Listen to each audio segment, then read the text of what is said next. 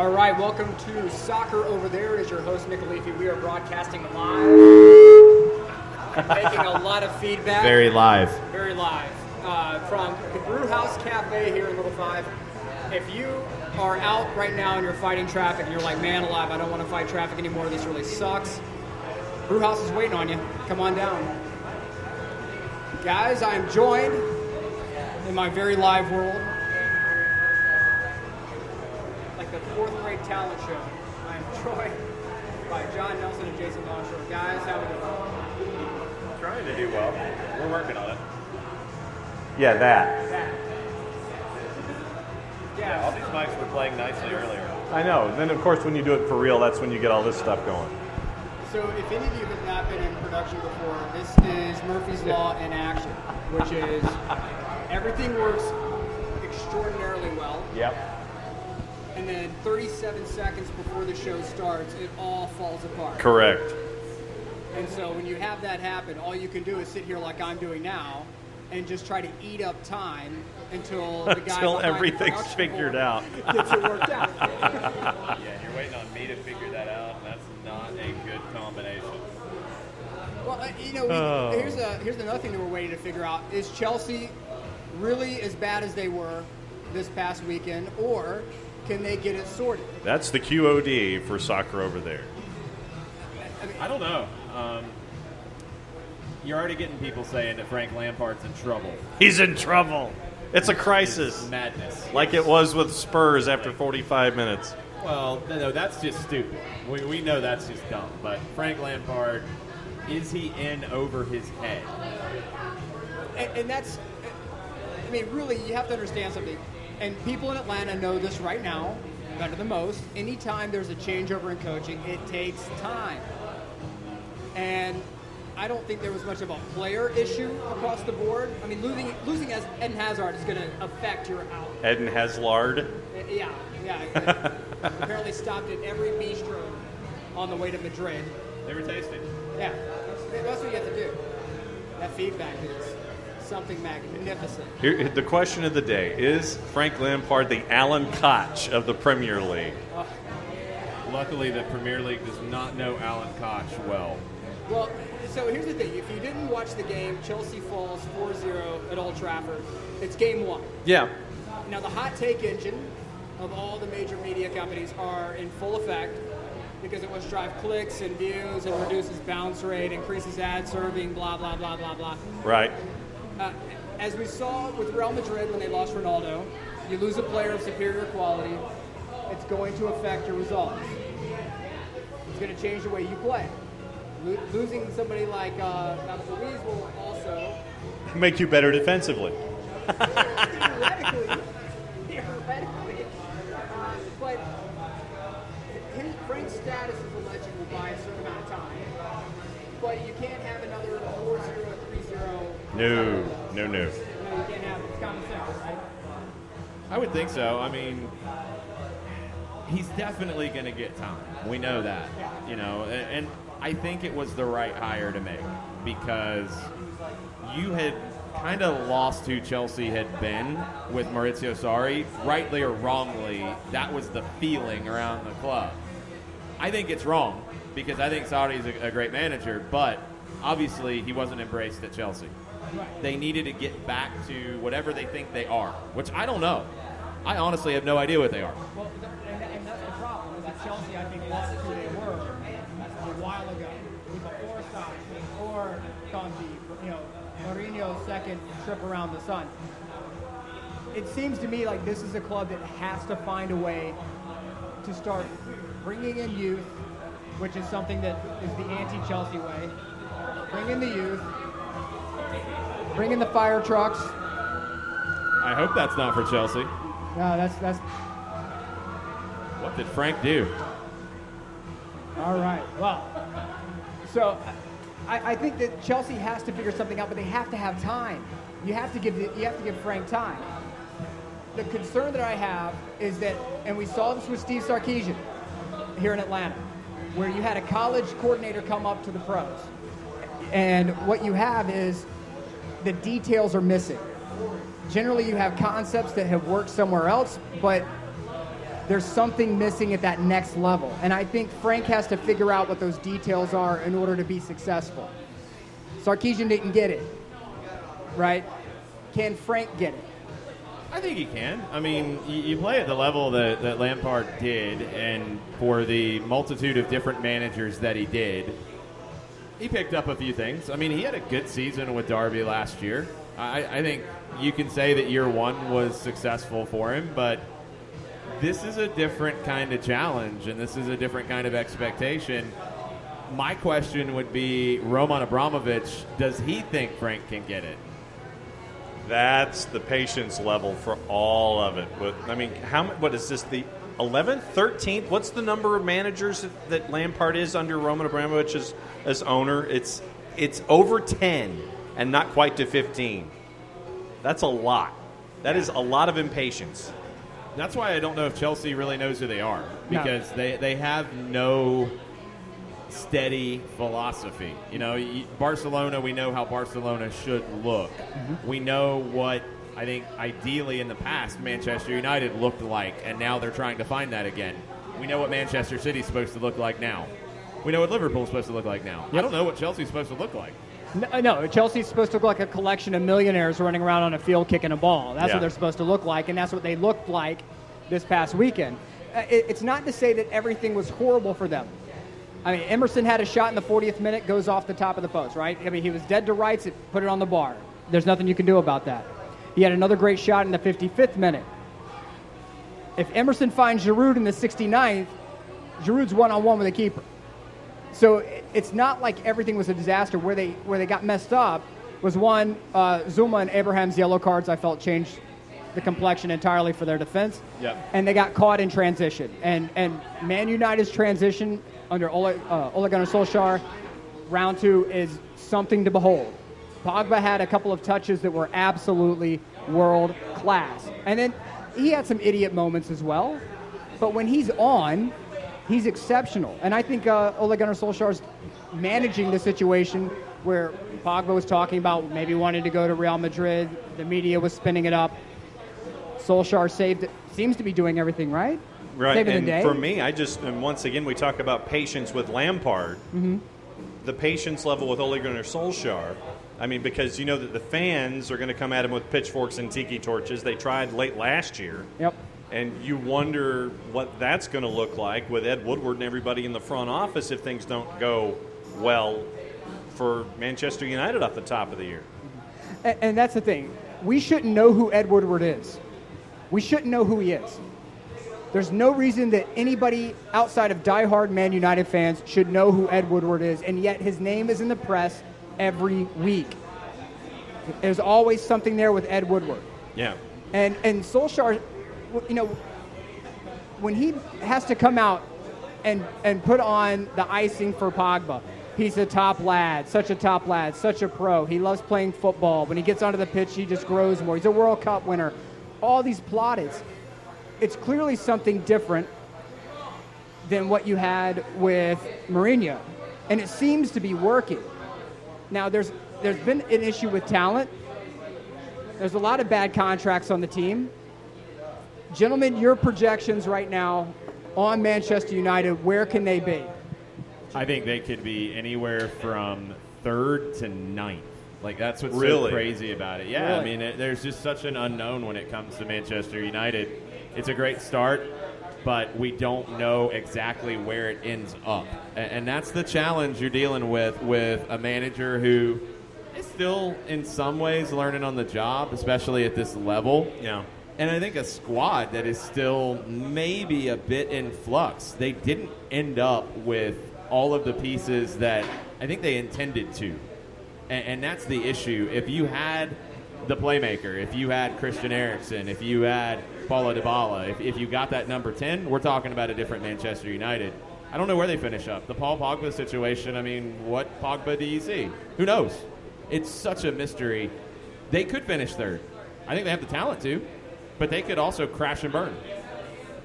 Right. And the Dybala situation, to me, was it showcased where Manchester United is now. And I was talking to my friend Jason Davies, who's a diehard Man United fan, and he said that they fielded like 5 academy kids in this game, which is how you grow a team. I don't care if you're Manchester United. I don't care who you are. You can be a big club. That's back to who they want to be. Yeah. I mean, that's who they've been in the past.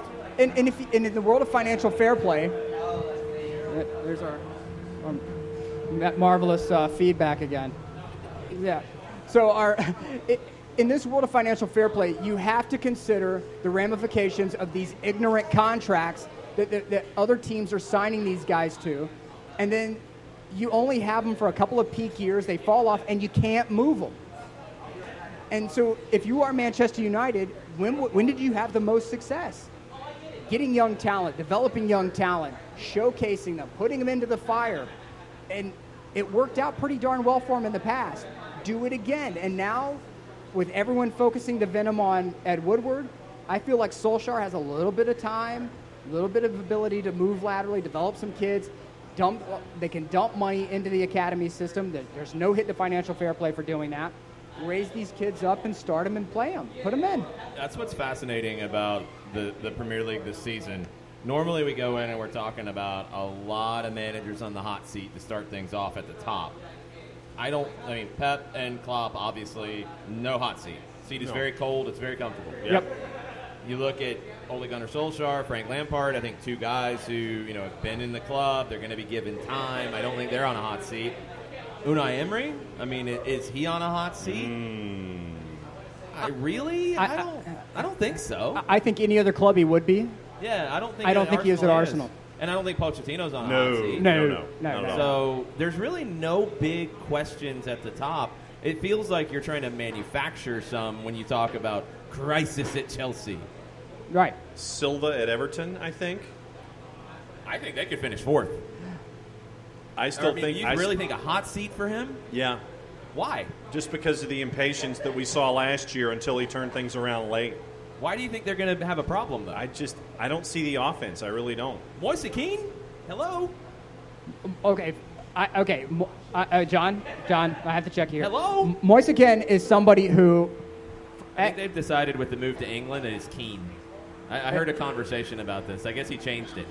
Okay, maybe for the English side he changed it. I can tell you that in Italy he was being called Moise Kean. That's what I thought, too.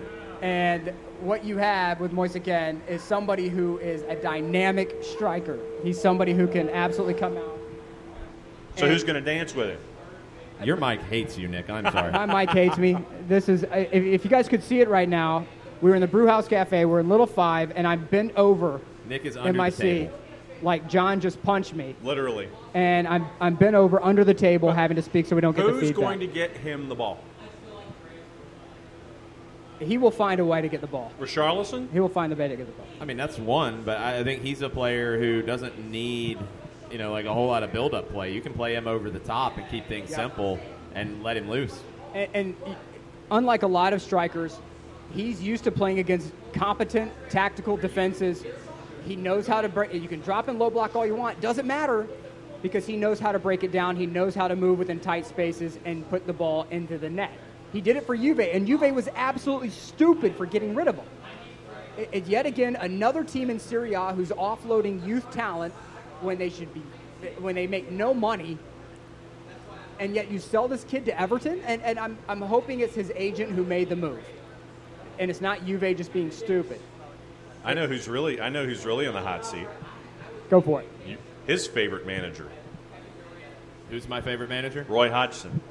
No, he's garbage. That's what we're talking about. Real teams. That's what I'm saying. No, we're talking about real teams. Like at the top.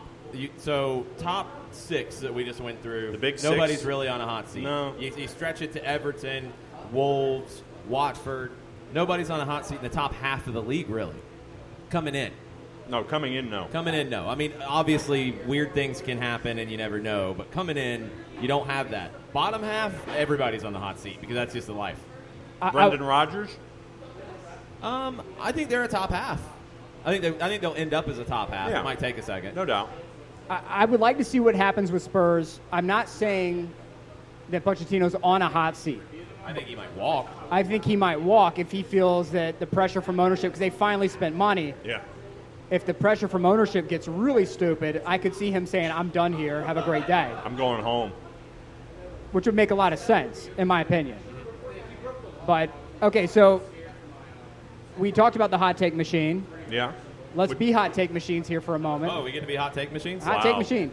See, this is where a sound effect should come into play. Who is your in complete rush to judgment top 4 after what you saw this weekend? My top 4 coming in, and I haven't seen enough to change it yet, was Manchester City, Liverpool, Tottenham, Everton. Ooh. Because I'm picking a wild card as number 4. I don't trust Chelsea. I don't trust Manchester United. I don't trust Arsenal for sure. I think Everton could be the surprise package. What about Wolves? Maybe. And I mean, they're very defensive, and that can work for you. And they also don't have to worry about Europa League this year. Yeah, that helps. I mean, I do have a lot of belief in the moves that Everton made. Getting Keane, getting Iwobi, those are some nice pickups for a club like Everton. I think they can finish 4th. I don't think anybody is definitely a number 4 spot. Okay, so I'm going to go Liverpool at 1. Whoa, okay. I think it happens. I think this is the time. You just became Sakib's favorite host of this show. There we go.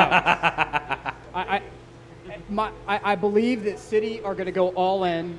The directive is coming from the top. Champions League.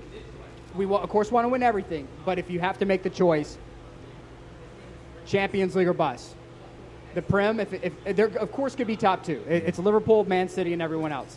How far ahead of everybody else are they going to be this year? Is it going to be like last year? I think significantly. Really? I think significantly. You have 2 teams that are extraordinarily well put together. 2 teams that are extraordinarily well coached. The style of Liverpool, I think, is the only thing that can slow them down, because you're going to have players toward the end of the year who, pick up a couple of injuries here and there, maybe get a little tired out. Man City's depth is absurd. Yes. But at the same time, with that directive, Champions League or bust, I think this is the time Liverpool's going to get it done. So I have Liverpool at 1. I have Man City at 2. I will have Spurs at 3 because they just got better. They incorporated talent. They feel like a step ahead of the rest of the pack. Yeah. Yeah. And so then I feel from there it's going to be Arsenal. I feel like Arsenal, I think Unai Emery getting a little bit of pressure is a good thing. Right. They've made pickups, whether you like David Luiz or not. Özil, I think, is going to be gone by winter. The January window, I think he's going to be gone.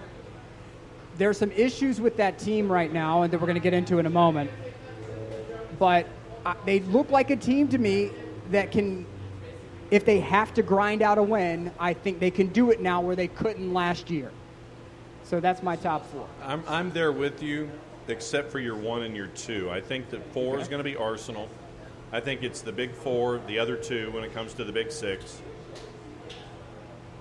Then I'm looking at Manchester City, Liverpool, Spurs, and Arsenal by default, basically, when it comes to the number 4. I think it's going to be the battle of 7 and 8 is going to be Wolves and Everton. I don't think Everton's going to be that big. I think 5 and 6 are going to be something with Chelsea and Manchester United, probably Manchester United then Chelsea, just because of the lack of being able to bring folks in. 7 for me would be Wolves. 8 would be Everton. So with Newcastle, everybody's boy Miggy. Relegated. One of my 3. There were because they actually brought some people in. And they look pretty good. I mean, they gave up a bad goal to give up, but the first half, it was a good half for Newcastle. It wasn't They were bad. creating things. Miggy was very involved. I was okay with it. It wasn't bad. Pleasantly surprised. I love that you saw some people out there who were talking about Miggy, saying essentially that they've never seen human beings move that fast who had no control of their limbs. Exactly. So, was a friend of the network, Matteo Benetti, wasn't it? That is Matteo Benetti, the former Milan guy, as he was known on Twitter before he became big time, and is now the Calcio guy. Yeah, well, you can't show favoritism when you're calling those games. Not on a national outlet. No, not a national outlet. I think you killed the ketchup. The ketchup's empty. The ketchup. Yeah, we killed it. We killed it. It's all good. That's what we do here. So coming up this weekend, looking at the tape at the matches, we have Arsenal Burnley. That should be a firm win for Arsenal. Yeah. Norwich City Newcastle. Is it at Turf Moor, or is it at the Emirates? I believe it's at the Emirates. Okay, then yes. Norwich City and Newcastle. I'm going to say Norwich City takes the upset. At Norwich. Yeah. Chimu Puki.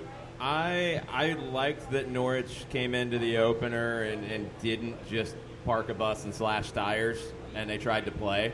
I think that'll serve them well in the long term. I think they'll stay up. I think they'll be okay. Yeah. And at home, they can beat Newcastle. Man City Spurs. Ooh. Oh, boy. That's going to be... That's an early test for Spurs. Absolutely. I think it's one of those where if you're Spurs and you want to know where your money has been, this is the game where you have to, because everyone's healthy, everyone's good to go. Just, you got to run out and go full speed. I still think Man City's going to walk out of there with a win. I'm going to say, and I think it's going to be 3-1. I'm putting the score line out there. Really? 3-1 City over Spurs. Juice boxes? We can put a little juice box action on there. Hold on, let me make sure. All right. Might go check some juice box purveyors on that one. Let me check and make sure okay. Dr. Wifey is apparently not watching or listening to the show. So yeah, we can talk some juice boxes. We can talk some juice boxes on there. That way you do it. You mentioned juice boxes when the boss isn't listening. No, yes. the boss is undefeated. We'll get more into the boss being undefeated. There's a couple underrated good matches this weekend. Everton hosting Watford. Ooh, I like that one. That's one of those like hipster matches that only the cool people know about. Right. That should be a good one. That's a 10 o'clock Saturday morning match. Chelsea, Leicester City. Oh. I'm going to go ahead and go full panic mode. Oh, Leicester. wow. You're going to go Leicester? I think it's going to be Leicester over Chelsea, and the pressure will be sky high overnight because that's just the way the universe works. And Frank is going to have to come out and have some hard conversations with the fans. So Roman Abramovich is going to be on the phone, in the box, on camera, talking to John Terry. Talking to who? Doing what? Terry. What's John Terry going to do? John Terry's going to take the call, and then he's going to hang up. I mean, there's nothing else for John Terry to do. I don't know about that. You can't. Who can you bring in? There's no one you can bring stuck. in. You got to roll with it. You got to roll with it. You know, it's one of those things where, like, if you're on a date and the date's going really poorly, and you're at like a concert, you could theoretically get up and leave. But you like the show. Yeah, you're going to miss the encore. The company's bad. Yeah, you're going to miss the encore. So you might as well stick around, hear the concert, and just, oh, wait, yeah, my friend's at a bar right down the street. She's down at Brewhouse, and I got to go. I'll see you later. Exactly. And I think that's what you do. But this right here, you're stuck. You're stuck. You're stuck with Frank. You got to roll with it. But I think they lose. I think they lose to Leicester City. The first Monday night football match of the year, Wolves hosting Manchester United. Ooh. That's another sneaky good one. I like that. I think it's a draw. Yeah, I'll say it's a Is it at 2-2 draw. Molyneux or is it at Old Trafford? It's at Wolves. Wolves hosting. Yeah. I'm going to go full panic mode Full panic mode on who? on Manchester United. There's no panic mode. You won 4-0 first week. There's no panic mode. But then you lose at Molyneux. There's no panic mode. See, I believe, I think I know where you're coming from on this, John, is that you've gone so The high battle of the extremes. that if you have the pendulum effect Back to level. and they lose to Wolves, all of a sudden, oh my God, are we legitimate? The questions come in left, right. That'll happen, sure. But I think it's a draw. I think it's a 2-2 draw. I just don't think – I think Pogba will check out in a match like this. And those crisp, clean passes that you saw coming out opening week, I don't think they're there. All right, so there's some other stuff we got to talk about when it comes to England. VAR made its first appearance All right. in the Premier League. And people weren't happy. People, one, did not understand what was going on. From a broadcasting perspective, because I've had a lot of experience with VAR, and a lot of it has been bad. I love the communication aspect of the way they're doing it. I love the graphics in the stadium. I love the communication that goes out to the people in the stands. That's great. I think they might need a little more communication to the people in the booth because it took a minute on the encroachment, which was the right call. It was dead on the right call. It's encroachment and that player clears the ball away. You have to call it. And VAR has to get involved in that.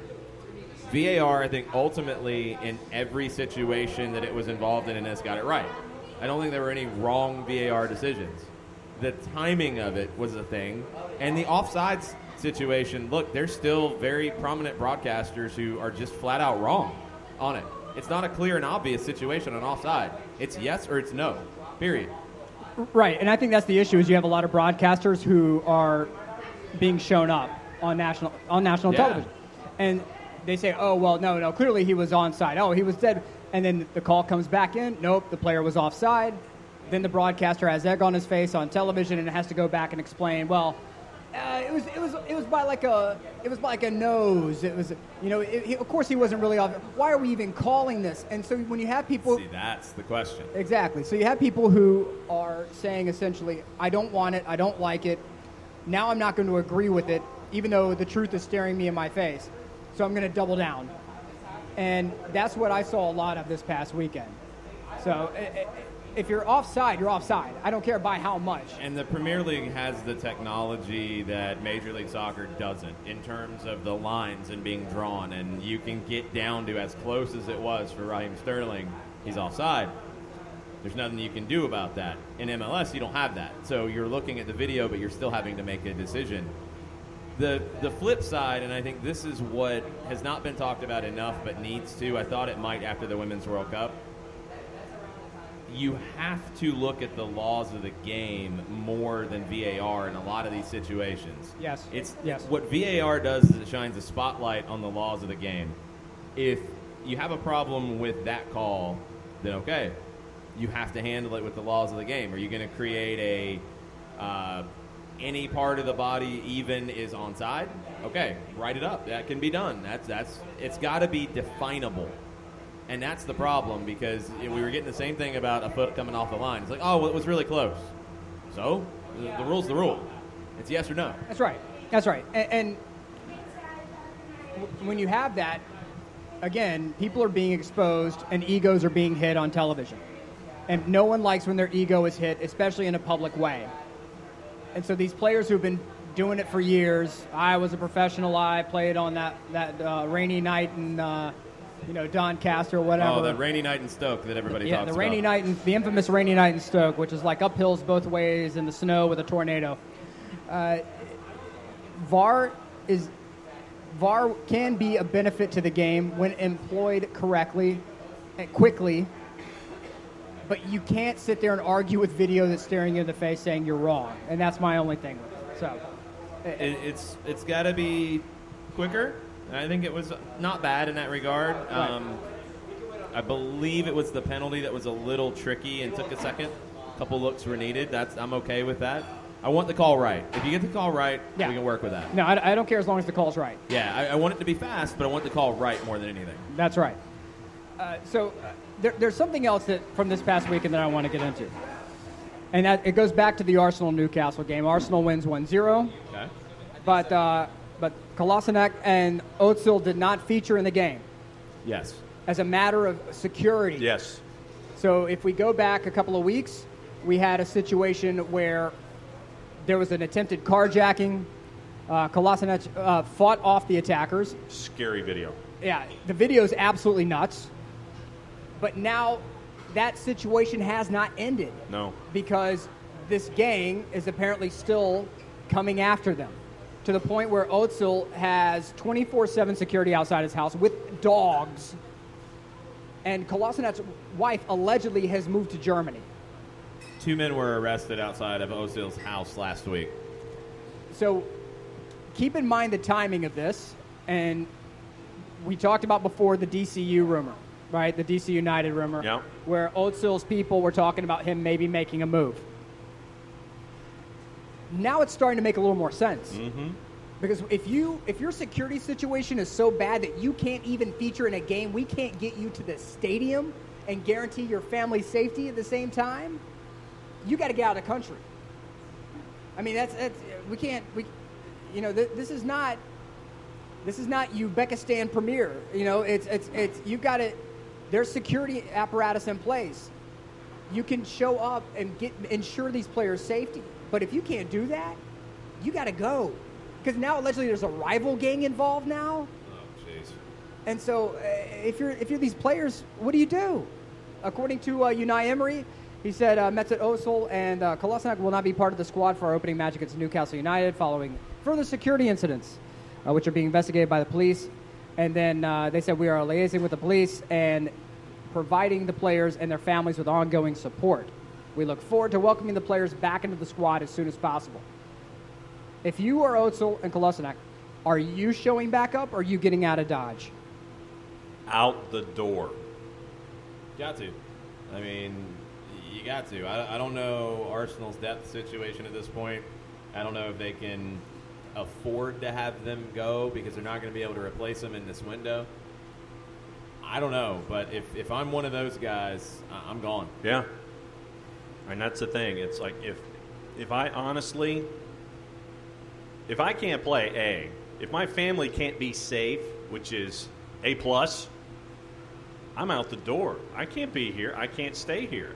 I have to be somewhere where my family is safe. And right now, that's not here. Wherever here is, it's got to be someplace else. And we see this with Argentina, when we talk about the issues that happened with Copa Libertadores where, the Boca Juniors bus was pelted with rocks and tear gas got in and everything else. That's why you have players leaving Argentina and going to anywhere else, it seems, where they have a chance to have guaranteed paychecks. The competition can somewhat get them to where they want to be at the end result, and the team gets their money. Except for Daniele De Rossi, because he's insane. He's insane, and he actually went. He likes it. He went into the furnace. He's nuts, and he should make his debut for Boca this week. I'm looking forward to it. Let's talk a little bit about Neymar. Oh yes, Neymar. And PSG. They were saying some things in the stands about Neymar. Is that what you were telling us? So you're saying they weren't complimentary? Yeah, that's correct. The PSG Ultras officially went full heel turn on Neymar. They posted signs of language so disturbing and disgusting that we shall not. The decorum prohibits saying them here. Oh my God, you nailed a quote. I'm so glad you picked that up and ran with it. The Sergeant at Arms spoke the absolute truth. I was pre-law. They went in.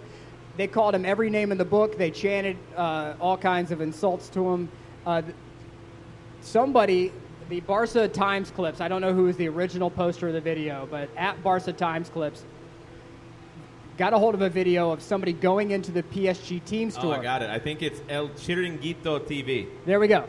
I have no idea what that is, but I want to watch it now. Neymar was purchased for what, 222 million euro, right about? Lots of euros. All the lira. All lira. You would think that such a high-profile player would be featured everywhere in the store. Usually how it goes. Gentlemen, there's nothing. There is nothing of Neymar in the store. Not a picture, not a trading card, not a jersey, nothing with Neymar. So you're saying zero. Zero.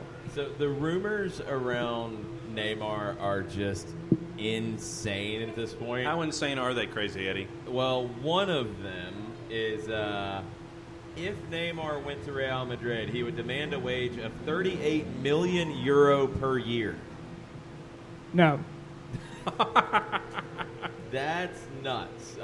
That is coming, again, from our new friends, El Chiringuito TV, and it was Josep Pedrerol, who is part of the El Chiringuito TV crew.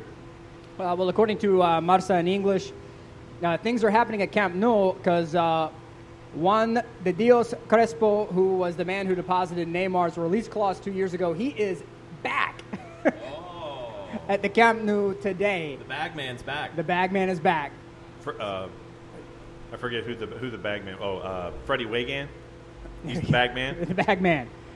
So there's a lot of smoke to this fire right now, and apparently people from Real Madrid are calling Neymar, telling him just come to Madrid. It's going to be great. It's going to be awesome. Let's go. It does not seem to be working that way, though. It sounds like Barca wants to deal players and maybe some cash. I think we're still back to that idea. They don't want to just pay straight up cash, and Real Madrid's like, yeah, whatever. Here's a check. Yeah. Fill it in. Straight cash, homie. And which only they can do. Right. But at the same time, I feel like Real Madrid is in that stage of a relationship where they got dumped from their significant other. So at this point, they're just the rebound relationship? This is the rebound relationship. I feel like they were single for a while last year, and it was a disaster. They need to be in a relationship. And so Neymar is that relationship. But the problem is, like many rebound relationships, and this is Dr. Nick talking right now. See, we need like mood music. That's right, some soft saxophone music in the background. The relationship of rebound is often quite toxic. That's right. The dulcet tones of John Nelson. You don't want to be in that rebound relationship. If you're Real Madrid, stay away from this deal. He is a diminishing asset. He is the walking definition of diminishing asset. And you just need to be done with it. And if Barcelona wants to try to recreate the Death Star and bring him in, the player you had before was a motivated Neymar. Yeah. The player you're getting now, no, absolutely not. He's toxic. The problem for Barcelona to get this done, it's being reported by Alfredo Martinez in Spain that Barcelona has a debt close to 500 million euro. They can't take the salary on without unloading some. Wow. So that's why they're so adamant about a Coutinho going to Paris. They're stuck. They've got to move players out to bring him in. So they've either got to send players to Paris or they've got to send players out first and then hope they get Neymar done. Right, and it's all this is the fruit of all the bad crops you've been planting, like the Malcolm deal, where you went and you got him when he was on a plane to Roma just because you could. Should have let him go. And you just should have let the man go. Because he sat there eating up your revenue, eating it up. He was a cash, it was a cash black hole? Yeah, exactly. And the gravity well of cash that you have spent on players who aren't even starting for you is absolutely ignorant and mind-bending. And you have to get it right. Go back to the academy. Why can't you go back to the academy? Oh, I think the academy's broken at this point. That's a big problem. They've got to turn to the guys as their careers start to end. And Puyol should be one of these guys. Xavi and Iniesta should be these guys down the road. Get them into the academy, teach the next generation. I want to see what PSG does with this because Neymar was the crowning jewel of their whole package to win a Champions League. Because winning the French League, who cares at this point, right? Because they've won the Champions League so many times. Well, no, that has nothing to do with it. It has to do with the fact that the French League means nothing anymore. The only way PSG is relevant is if they win the Champions League. And now you've got a situation where this guy, Neymar, the crown jewel of that, you've got reporters saying that he is perhaps the most hated player in the history of PSG. Wow. Yeah, I'll buy that. I'll buy that. The stories that were coming out before the World Cup about his interactions with Mbappe, his interactions with Cavani, were absolutely nuts. And then you see the video coming out of the Brazilian training camp for Copa America, where one of the younger players came up and essentially megged him, and he went and did this sliding tackle from behind the guy to knock him over. The kid, he's just. I feel like he's a guy who he's going to be that guy who we said, man, you had so much potential, and you burned it all up by being a moron. What in God's name? He could have conquered the world had he stayed focused and had he stayed in a position where he was going to be challenged and not have everything spoon-fed to him. When you're walking over teams left, right, and center in Ligue 1, and your only real competition is what, Marseille or what, Olympique Lyon? I mean, who you Monaco? Maybe you're going to have a tough game against once in a while. Can we play a what-if game here from the Brewhouse Cafe real quick? I think we can do that. Excellent plug. What if Neymar's back was not broken in the World Cup in 2014 and he had been able to play in that semifinal and led his country to glory? What would have happened?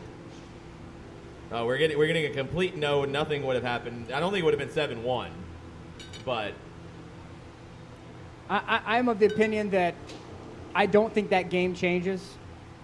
I think Neymar though could have had control of his narrative a bit more. Yeah, definitely. And if that game is not 7-1, what was the final score on that one? Yeah. 38-6. Yeah. I think he would have had something probably closer along the lines because at the height of his powers, I think he would have had something maybe 4-3.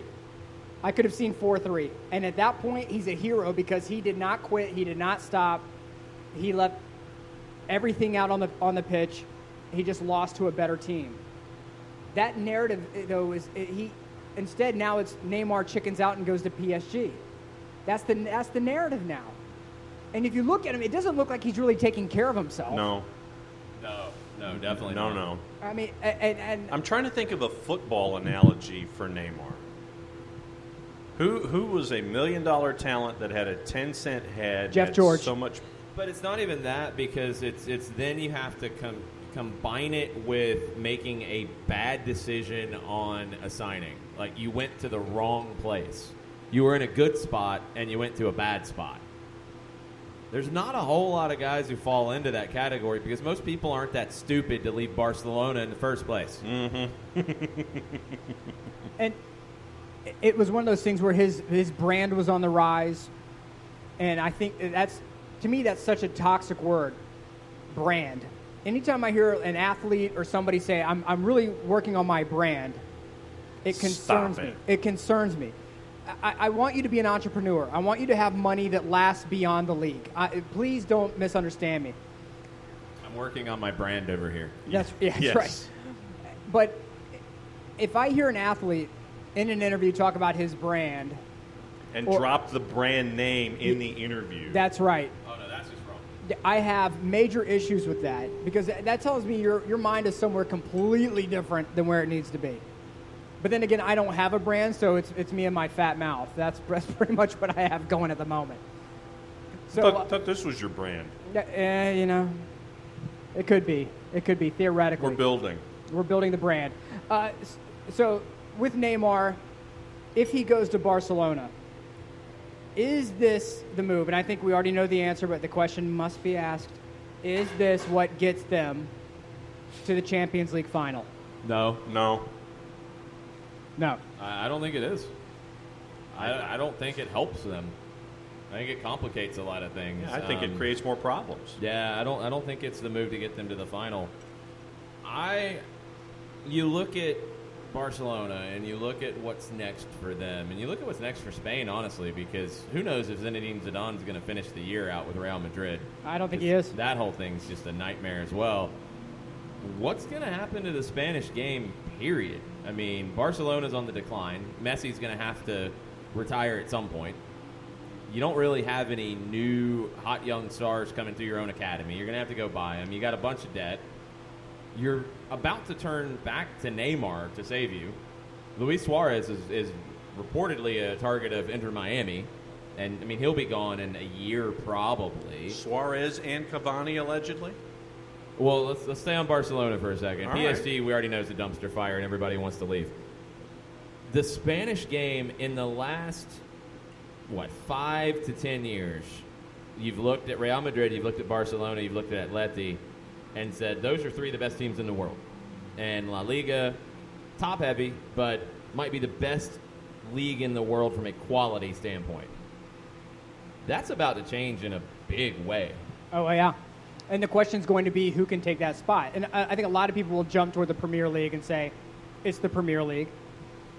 But if you are La Liga, for a moment, the world was your oyster. Everybody wanted to play like you. Anytime you talk to a coach, we love the way that Barcelona plays. We love the way that the Spanish game is played. And like even when Italy even says we want to start incorporating aspects of the Spanish game, then, you've made it. But just like Catenaccio, somebody figures you out. Total Football broke Catenaccio. And then it was total football. Everybody had to be total football. And then, then the next thing came along and the next thing and the next thing. Is it the Premier League? Have they reclaimed? I think they have. I think they already have. The Bundesliga is in the conversation because I think it's getting more attention than it has in a long time, but it's very top-heavy as well. I don't know how compelling it is to your average fan. The Bundesliga, in some ways, for me, feels very same. Like, whatever game you're watching, it all feels about the same. Yeah. Because it's all counterattack. It's all, high-paced counterattack. England has that dichotomy at the top that makes it really compelling, with Pep Guardiola wanting to play, Plan A, and Jurgen Klopp wanting to destroy anybody that plays like Plan A, and that's a compelling story. And then Tottenham is doing a version of Plan A that's a little different, and they're developing talent. You've got stories with Manchester United and Chelsea that are trying to figure out who they are again. There's a lot to talk about with the Premier League. Yep. I don't think there's any other league in the world that has that right now. If somehow they could have kept Pep Guardiola in Spain, somehow. I mean, I think he's the only one who can save Spanish football. I mean, because when Messi leaves, you're losing a player, but there seems to be something missing in the soul of Spanish football right now. The only way he would do it is if he goes back to manage the Spanish national team. He's not going to manage any other club than Barca, and I don't think he'd go back to manage Barca. I think Pep comes to New York City before he goes back to Barcelona. Agreed. And I do think Pep ends up managing Spain, but not yet. It's just hard for me now to watch La Liga and not care. Yeah, it's just there. Yeah. Honestly. I mean, we have a soccer podcast. We're supposed to sit there and, like, no matter what, tell you, we watched this league and it was incredible. No. No, I can't force feed you that. So here's my question, though, Nick, and this is a special one for you. All right, the Premier League, we think, is a little bit of a cut above. Yep. Bundesliga is getting more attention, but Bundesliga is what it is. France, forget it. There's another league that has been at the top before, and it feels like maybe could be a bit of a renaissance, a little. No, you're shaking your head. No. No. Just no? No. Like no chance? No. The issue with Serie A is that Serie A was on steroids in the 90s. And the only way you could achieve that is with financial doping. You had, if you watch the Tour de France and you see the cyclists who previously won it, had all the titles taken away because they were caught doping, they come back and they finish middle of the pack. If you see Hulk Floyd Hogan in Landis? 1993, Yeah. yeah, it's just like deflated. Yeah. Looks like the big like monster truck tire that's like just completely deflated and empty. That's right. Exactly. And that's what Serie A was, because you had these billionaire owners who would dump obscene amounts of money into their team. And when financial fair play came along, owners stepped up and said, Italian teams will not be able to compete. Just go and read the history of financial fair play. And the Italians are the ones who spoke up and said, we're done, we're finished. And they hurt themselves in the process through deals like the Moise Kean deal, where they have insane youth talent. You have Federico Chiesa up in Fiorentina. He's ready to leave. He's ready to get out of Serie A. And he's one of the few youth players who are playing. And that's only because Fiorentina was so bad. They were almost relegated last year. And then you have a player like Moise Kean, who is a young black superstar. And then he gets racial insults thrown his way, and then his own team can't step up to defend him. And so either the team elected to sell him, or what I think happened, his agent said, get my client out of here, and they did it quietly. But Serie A has so much going on right now negatively that I don't think they can make it work. They have a prime opportunity, and if everyone stand by, if they can get the CBA worked out, MLS has, I think, a golden ticket to capture the imagination of the world. If they can get in better coaches, and I expect my Twitter to blow up by me saying that. Frank de Boer, say whatever you want. The guy won the Eredivisie 4 times in a row. He was a superstar player. Bob Bradley and Chris Armas are screaming at each other on the touchline right now when they heard you say that. Yep. Good. Let them. We all have the same hairline. We can fight it out, boys. But, you know, you have Don Torrent up in NYCFC. Yep. He's trying to do something special. Yep. You're talking about bringing Gennaro Gattuso over to enter Miami. Is he a tactical genius? No. But he dragged, for emphasis, dragged a Milan side that had no business being at the top end of the table, and he moved them within one of the hairs on the top of my head, which is non-existent, chance of getting into the Champions League. That's going to mean something. And I think if we get more coaches over here and start trying to build instead of just run a team for a couple of years and collect a paycheck. Because believe it or not, guys, coaches are human. They do the same thing players do. Yep. They'll go somewhere. Absolutely. If we can get these coaches in, MLS, I think, has a golden ticket because there's parity, right? It's competitive. Right coaches, I think we have something special. I've said for a while that if Major League Soccer can target France as the league that you can get to that level, the next 10 years I can easily see that. But if you have La Liga slip, if you have France slip even more, Germany, I don't see Germany jumping up. I don't know about Italy. I think they could, but maybe not. Outside of England, MLS can be in that conversation, and MLS, and this is why you're having a match like the Campeones Cup here in Atlanta this week, is you're trying to become the top league in this hemisphere. Correct. That's job one. Before you can talk about France, Spain, Portugal, Italy, you've got to get ahead of Mexico, your neighbors, and Brazil. And those are going to be two difficult hurdles to climb. You guys watch the 30 for 30s, right? Do you guys watch the 30 for Correct. 30s? Right. Yes. Okay, so Accurate. there was one a few years back that I think is an absolute must-watch for any sports fan called the Pony Excess. That's amazing television. And it's the story of SMU football and how they got the death penalty. And they had one of the boosters who, amen to this man, who was one of the guys who was juicing the program. They said, and I quote, "We have a payroll to meet," and that man. Sherwood. That's a pretty name, Sherwood Blunt. That's right, Sherwood. Well, Sherwood did not show up. It was another booster who did show up, and he said, if you want to win and you want these players, it costs money. And if you want to win trophies, you got to spend. And if MLS wants to be, and that's why I don't like the fact that I don't care about the Campeones Cup coming up this week, and it's because in 2 years, 3 years, when the CBA allows for more spending on par with Liga MX, amen. I will be 100% invested. But you're trotting out an Atlanta United team that is restricted with roster size, restricted in the caliber of player you can bring in, and you're doing it in the middle of match compression. I'm sorry. But you still beat Monterrey here in Mercedes-Benz, and they were the only team to do it. And that's great and fantastic.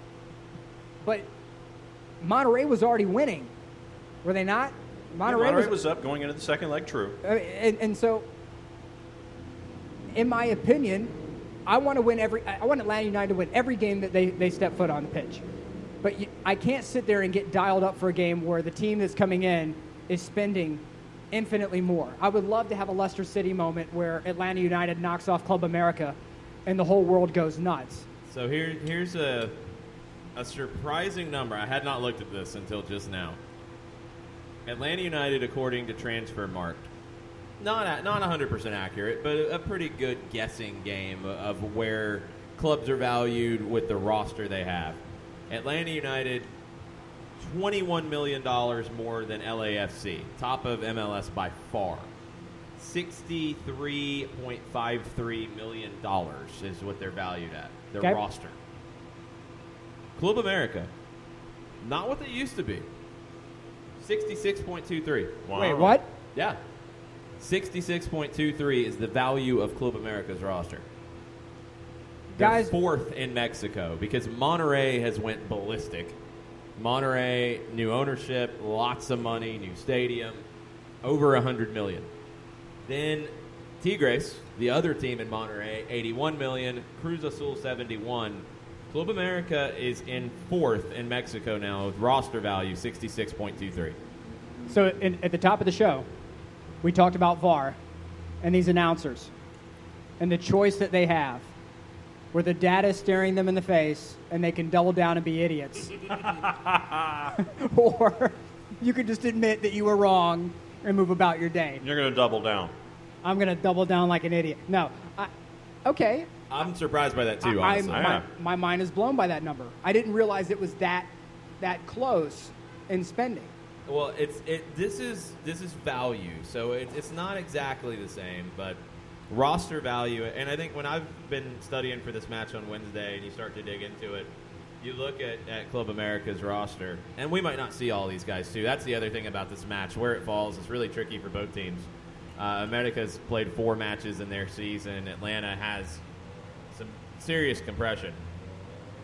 You don't have a player with Club America that is in the ballpark value-wise of, let me pull it. I think it's Barco that is the highest. It might be Pitti. No, it's Pitti because of the price. Pitti valued at $17 million according to Transfermarkt. Club America top guys: Guido Rodriguez, Argentine central midfielder, 11.4. What I've seen with Club America is they're starting to bring through a lot of younger players. They're starting to develop that next generation. Yeah. They can't spend with Monterrey and Tigres anymore. Monterrey and Tigres, like the city of Monterrey is blowing up. Both have really strong ownership, and both have dominated Mexico in recent years. Michael Ruiz on the Twitters has said, I have said for 2 years that MLS will be competitive with Ligue 1 by the 2026 World Cup. We have every opportunity to make it happen. Michael Ruiz is 100% correct. I'm wrong. I have no problem in saying I'm wrong. I suddenly regret not getting Campeones Cup tickets. And you're still going to double down like an idiot. No. I have crossed the Rubicon on doubling down like an idiot, because now I'd be gaslighting if I went back and immediately flipped the script. Here's my thing about Campeones Cup. I'm with you totally on where it falls on the schedule. I think what Campeones Cup needs to be, we don't have a CONCACAF Super Cup because you only have one trophy. The CONCACAF League winner goes into the Champions League. So you're not going to have the 2 playoff like the Champions League and the Europa League winner. This is essentially the CONCACAF Super Cup. It's MLS, it's Mexico, champions play. Cool. You do Super Cups at the beginning of the season. Right. And for MLS, they need to lobby to have this the week after the Super Bowl.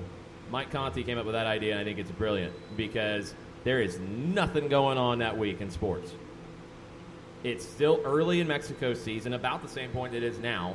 The only thing, Mexico won't be able to have the Campeón de Campeones play in it. It'll be the Apertura winner from the previous fall, which was better in my opinion because then it's right after they won a title. It's right after MLS won a title. They play the weekend after the Super Bowl. That's before Champions League starts.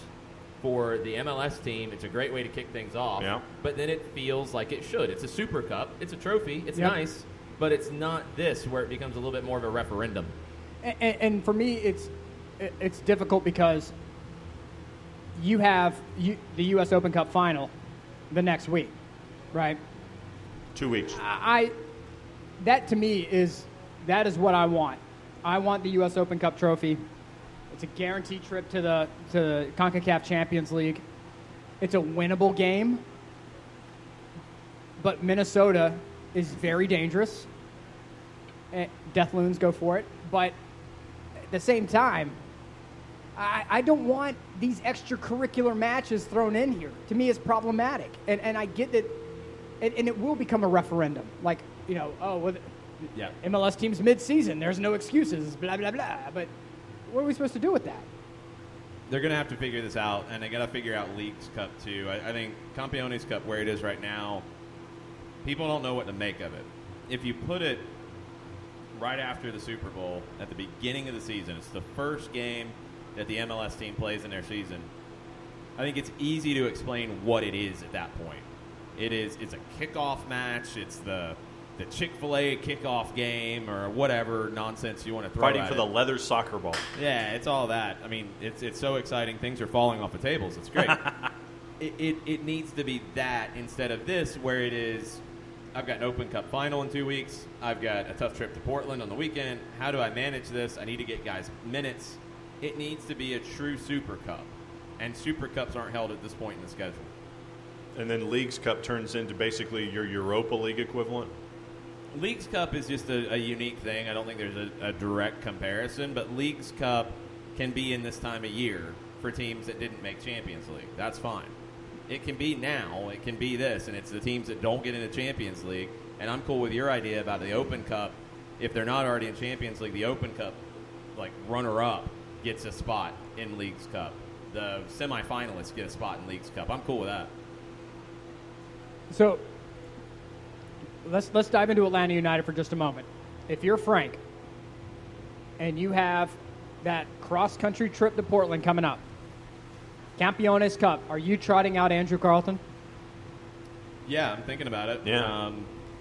I'm definitely, when I look at it, my priorities are you got to get Tito Villalba minutes, and if he can get 45, he starts. If not, he comes off the bench, and you're locking that in.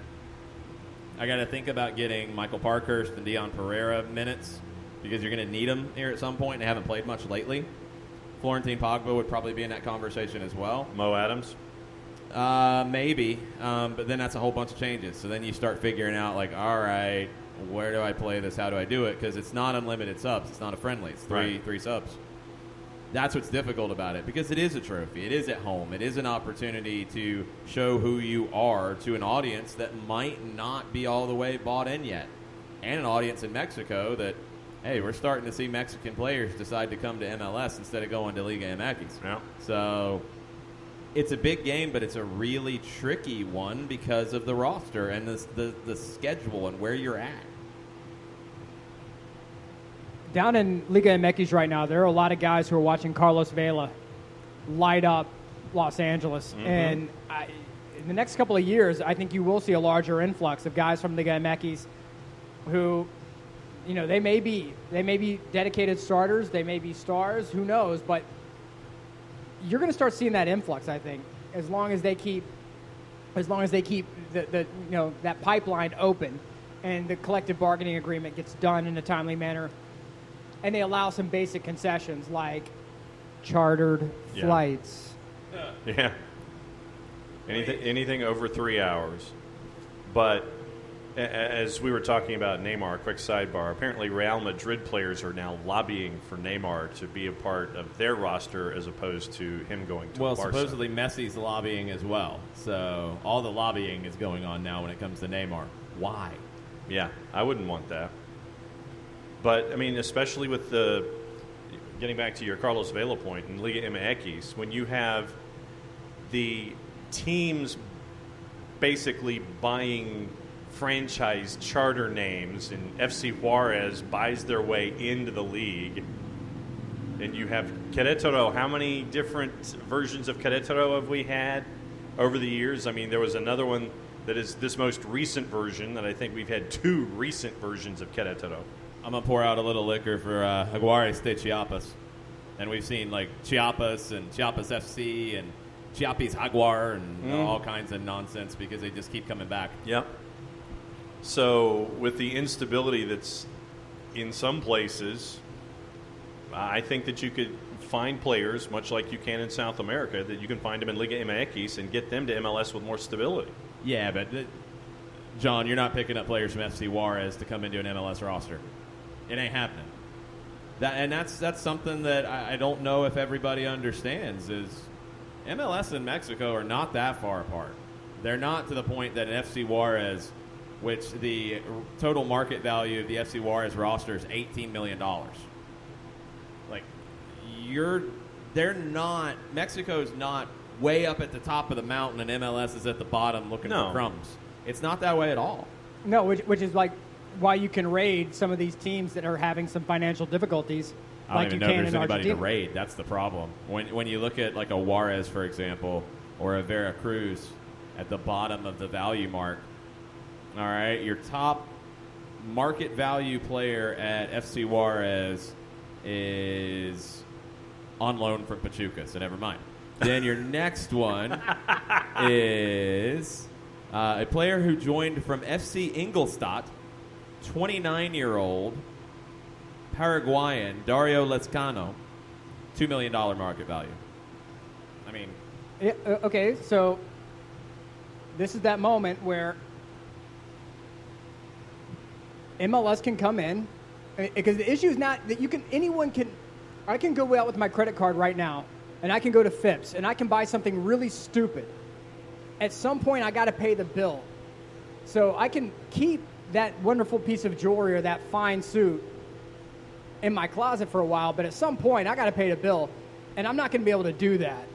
I think that's there's some teams in Liga MX, just like in Argentina, just like in Colombia, that They may bring players in, but it's not sustainable revenue. So you have to make choices. The problem that you're seeing with some of these guys, though, and you look next on the list with a club like Juarez, you're talking about 32, 31-year-old Mexican players who, for that money, you're going to go sign a 20-year-old from Argentina or Paraguay or Ecuador instead. True. No. A few teams in MLS will go and sign, make that smart signing. There are a lot of teams that will make that dumb signing and bring in that 32-year-old. I think that's tipped a little bit. I think the majority would make the smart signing now. There are still dumb teams. I mean, there's always dumb teams in every league. Crystal Palace still exists. Yes. By the way. Why, yes, they do. It happens.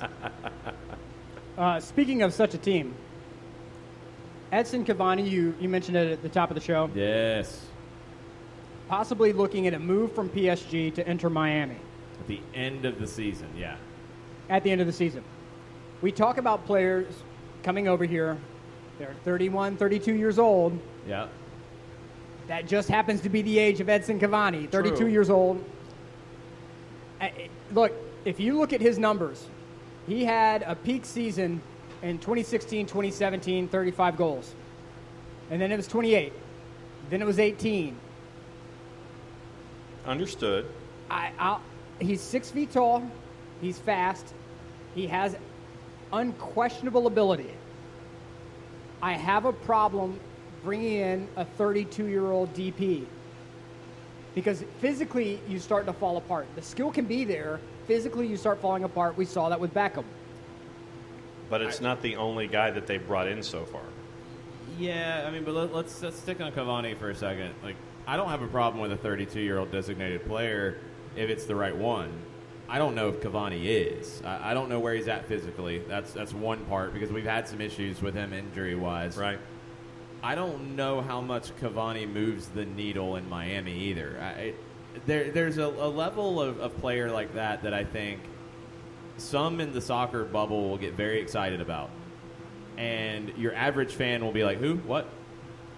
I feel like Cavani's one of those. Like a Wesley Sneijder is a player who's always linked to come into MLS for a long time. He just retired. It would have been a wonderful player. And for some teams that could afford to add a wonderful player, great. He's not going to sell you a whole bunch of jerseys. No. He's not going to sell you a whole bunch of tickets. Would Cavani do that in Miami? I don't know. He would give you some legitimacy, sure. He's got some name cachet, but is he going to sell you tickets? And I think Miami, if they're going to go sign a player 32, they've got to sign somebody that's going to move tickets. Because Miami's a different town than Atlanta. Right. I would have said, the name that we have consistently mentioned is Hamas. To go after Hamas and have him be that marquee player.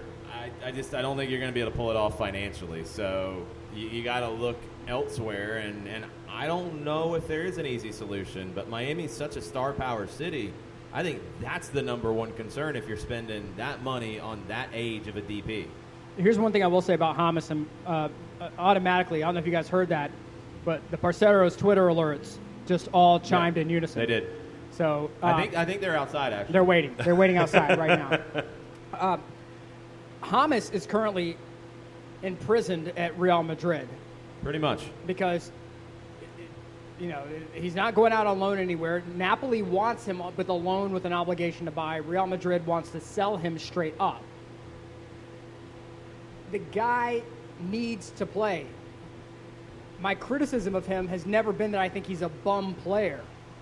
I just don't think he's A+1 anymore. I think he's somebody who is going to fall into that second-tier player. That's not a knock. There's a whole gang of them, of those kinds of players. But if you're his agent, you have to go at some point. Get me out of here. Around the November, December time frame, start talking to Real Madrid and saying, look, he's just a money hole for you. Just send him on a free somewhere. I mean, you're not going to get your money back. Send him on. If you're not going to play him, send him on a free. It's a diminishing asset. Yeah, exactly. He's a diminishing asset. Let him go. Send him on a free somewhere. And it's the same thing with Bale. You don't have to like Bale. I almost forgot about Gareth Bale. I know. Exactly. You have a player like Bale, you have to get rid of him while someone wants him. If you don't, it's like the rusted car that sits in the backyard. It just sits there and the grass grows up around it, and eventually you don't know what to do with it. And that's what you're going to end up getting with Bale and with Hamas. And Hamas still has marketability. I think China's it for him right now because his wages, he still is of the mindset. He's missed the window, though. He has. So he's done for, unless he has to come back down to earth with his wage expectations. If Real Madrid lets Hamas go on a free, his wage request will be high. If you're Inter Miami, do you take him? Yeah. Because I think Hamas in Miami, and look, I'm not in Miami, so I'm going from a long way away's view of Miami. I think Hamas would sell more tickets and more jerseys for Inter Miami than Cavani would. And I don't think the wage burden is going to kill you either way. And if you're not paying a transfer fee and you're going to make money back on merch, on tickets, on buzz, I think he's a better. If you're between the two, I think it's Hamas all day. And honest, I'm right there with you. I mean, it's a name that we have floated out there without any real knowledge of what the front office at Inter Miami is doing, but it was the same discussion that we had about having a Chicharito in Houston to help the Houston Dynamo out. And, I mean, if you had Chicharito in Houston right now to put people in the seats at BBVA where when they've had CONCACAF Champions League action, you've had more visiting fans wandering into the building than you've had there yourself. You need to get that buzz. You need to have that kind of a buzz back in your building. And I would think that along the same lines that we mentioned at Chicharito, I think that Hamas would give you that out of the blocks. I think that Hamas, for his career, would be better served going to Napoli and getting a couple years in Serie A. I don't think that's going to happen, though, based on the moves that Aurelio De Laurentiis is not going to wait on you. He's going to go and get players, and that's already happening. They're talking about bringing Chucky Lozano in. Chucky Lozano. Chucky Lozano. He's going to be moving from PSV to Napoli, allegedly, for $42 million. They're waiting on image rights, and as we saw with Dybala. Man, the image rights always trip everybody up. Yeah. If you're a player like Hamas, I think you can make more money at MLS than you would at Napoli. And you would be a king in that town. It gets back to where MLS can be in the world stage. Yeah. Like when you talk about those kinds of moves, and it's not craziness to think that Hamas would be better served to come to MLS than to go to a Napoli. In Napoli, and it was mentioned, and I rarely try to quote the guys on ESPN FC, but I'm going to have to now. They said today that the biggest thing killing these leagues is that you have one person at the top. And in Serie A's case, it's Juve. Inter's making a push. Napoli has consistently been up there. They have not been able to cross the threshold. Why go and try to play for an established team in Italy where you know what the result is more than likely going to be? Is there a chance you could be a Leicester City? Sure. But more than likely, you're going to be behind the dynamo of Juve. You may be second. You may be third. Inter's going to be a problem. But why would you want to be in that? Just if you can come and you cement your legacy at Inter Miami, they will put a statue. Yeah. You don't think Joseph Martinez is not going to get a statue in his days? They're going to remove the Falcon. He's getting a statue. He's getting a statue. Arthur Blank, the guy who delivered Arthur Blank a title, he's getting a statue. Hamas, Booby, I'm your white knight. Come and talk to me. We're going to have so much fun. We will get you down to Miami. We'll have a statue built for you. You will be wearing black and pink, and you will be a superstar of megawatt supernova down on South Beach. The ads write themselves.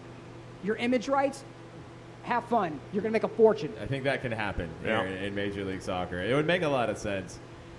I'm fascinated to see how these European leagues shake out because it's been weird this season with the Premier League's window closing earlier than everybody else.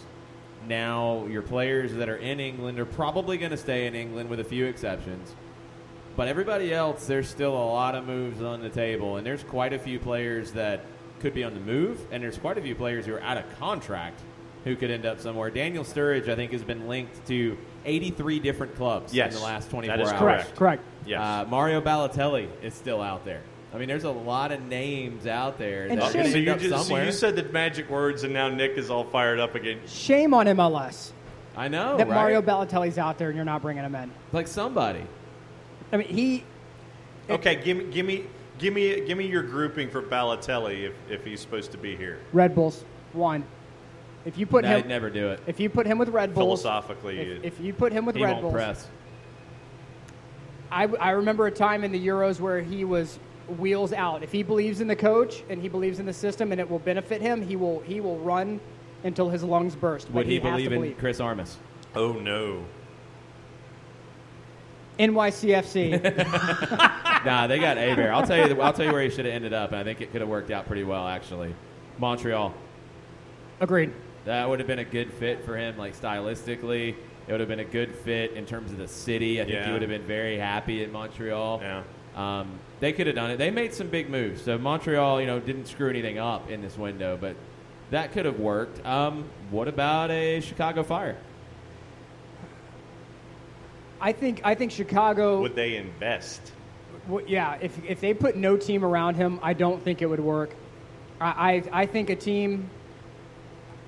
You're going to lose Zlatan at the end of the year. So I think they go South American though. I think Schelotto starts to build the team he wants. Yeah. yeah, but I could see Balotelli there. I could see Balotelli at Colorado. I think But that that could would work. be fascinating. Would he be able to avoid the plague? No. That would be the show. We would lose Mario Balotelli to the plague. He'd Yeah. be the next legendary legend in Colorado. They're going to need one of those. He'd but get housed. He'd be dead. The plague. But This plague. I don't think anybody's signed up Colorado. imagine the conversation Plague. between Joey Saputo and Mario Balotelli. Come to Montreal. I can see it. Well, here's the thing. If Saputo was smart, he would call up Didier Drogba and have Drogba Uh-huh. make that move for him. Broker the deal, yeah. Because Drogba is somebody that Balotelli respects. And if Drogba tells him, look, you come here, all the racial abuse, you're not dealing with it. No, they not in Montreal. They will throw the clowns out. So you don't have to worry about that. You could be a star in this league. I was a star. I made things happen. Just come to Montreal, baby. You're going to love it. I think that's a move that should have happened, and that no one made the move for Balotelli. I mean, hell, Orlando City. You're talking about a team that needs buzz. That needs a striker. They need a striker that can put the ball on frame. Balotelli would be shooting from the half The line. fans would not. I'd give that a match and a half before they Oh would just my go. God. I don't They- know about that. I they think would love Balotelli him. and his star power is different. The Orlando fans are not as big and tough as they think they are. I think if you bring a guy like Balotelli with his star power, they're going to bow down to it because they did with Kaká. They Yep. have with Nani. Yep. You bring him a name, they're going to go nuts. Justin Merrim, Orlando fans thought they were better than that. No, they did. I mean, obviously, the way they treated him. Yeah. But if Balotelli came in, they're going to be going crazy. You're going to have kids doing the mohawk. Yep. And Purple Mohawks. And that's the thing, is that if you are a team, and this is why, and I, again, RIP to my mentions, I think Orlando City has 3 more years. If they can't prove, if the stadium levels stay where they're at, if they can't finally turn the corner on this change, They're going to Detroit. They're going to become Detroit City. Sacramento. Sacramento City. The Well, owners Vegas? talked about selling, and that's why, like, normally I would say, no, I don't see that happening. But when the owner's been clear about, I'm going to go completely into philanthropy here very soon. I'm Yeah. going to sell the team because I'm going to make a lot of money on it. Yep, that's what I'm going to do. Yeah. Uh-huh. That's a little bit of a ticking clock. And that's a problem because I get that no one else in the league likes those guys. I understand. But they love that damn team. At least a small, hardcore group of supporters do. Yes. They have a problem attracting a general audience. But there will be no Save the Lions movement. There will be no keep the Lions in Orlando, keep Orlando purple. There It'll will be a vocal minority. a vote like the Thrashers. Yeah. It'll be just like the Thrashers, where you have 200 people outside of Phillips, now State Farm, waving blue, breaking my heart. But when Peter Thompson of Thomson Reuters comes in and says, I want to buy the team from a group that can't handle it financially, but you're going to move them to Winnipeg, you move them to Winnipeg. yeah, and that I think that's what's going to end up happening with Orlando. But they need a star. They need somebody who could come in and score goals, put them on the map. And if Orlando City were to get Balotelli, there would be kids in Italy who would be buying purple Balotelli Orlando City jerseys. Yeah, you'd have purple mohawks, and you just call it Orlando City B. I mean, I'm just throwing that out there. What's happening in South America? Balotelli is the missing thing. It's got me fired up that no one signed him yet. River Plate could sign Balotelli. You want to talk about a nightmare? Yes. You want to talk about a nightmare? Insanity. That would be absolutely clinically insane. I think Brazilian clubs have actually been linked to Balotelli. I want to say Flamengo. Yes, Flamengo was the one I'd Yeah, seen. like Brazil, there's money in Brazil, so they could throw things around. The big story in Argentina, they didn't play this weekend in league play. I think most of the clubs were, or it might have been national elections. I'm not sure. There were no matches. So Boca Juniors in action tomorrow night, 8:10 on Fanatis. Our buddies Fanatis have the game. Copa Argentina, Boca Juniors hosting Almagro. Almagro.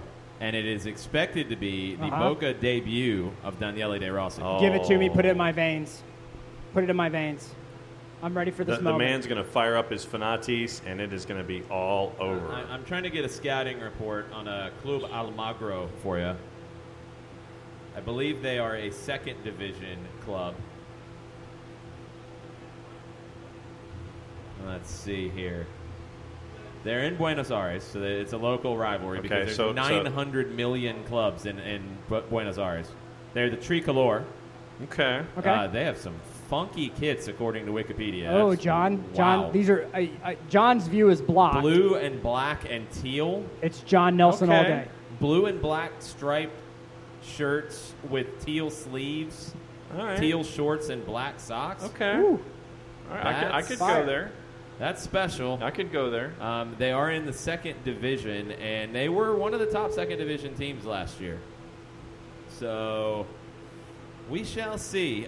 Boca has said that this is a kind of the game to get Daniele De Rossi integrated into the team, get some minutes, probably play 45, maybe a little bit more than that, because after that for Boca, they go back into league play over the weekend.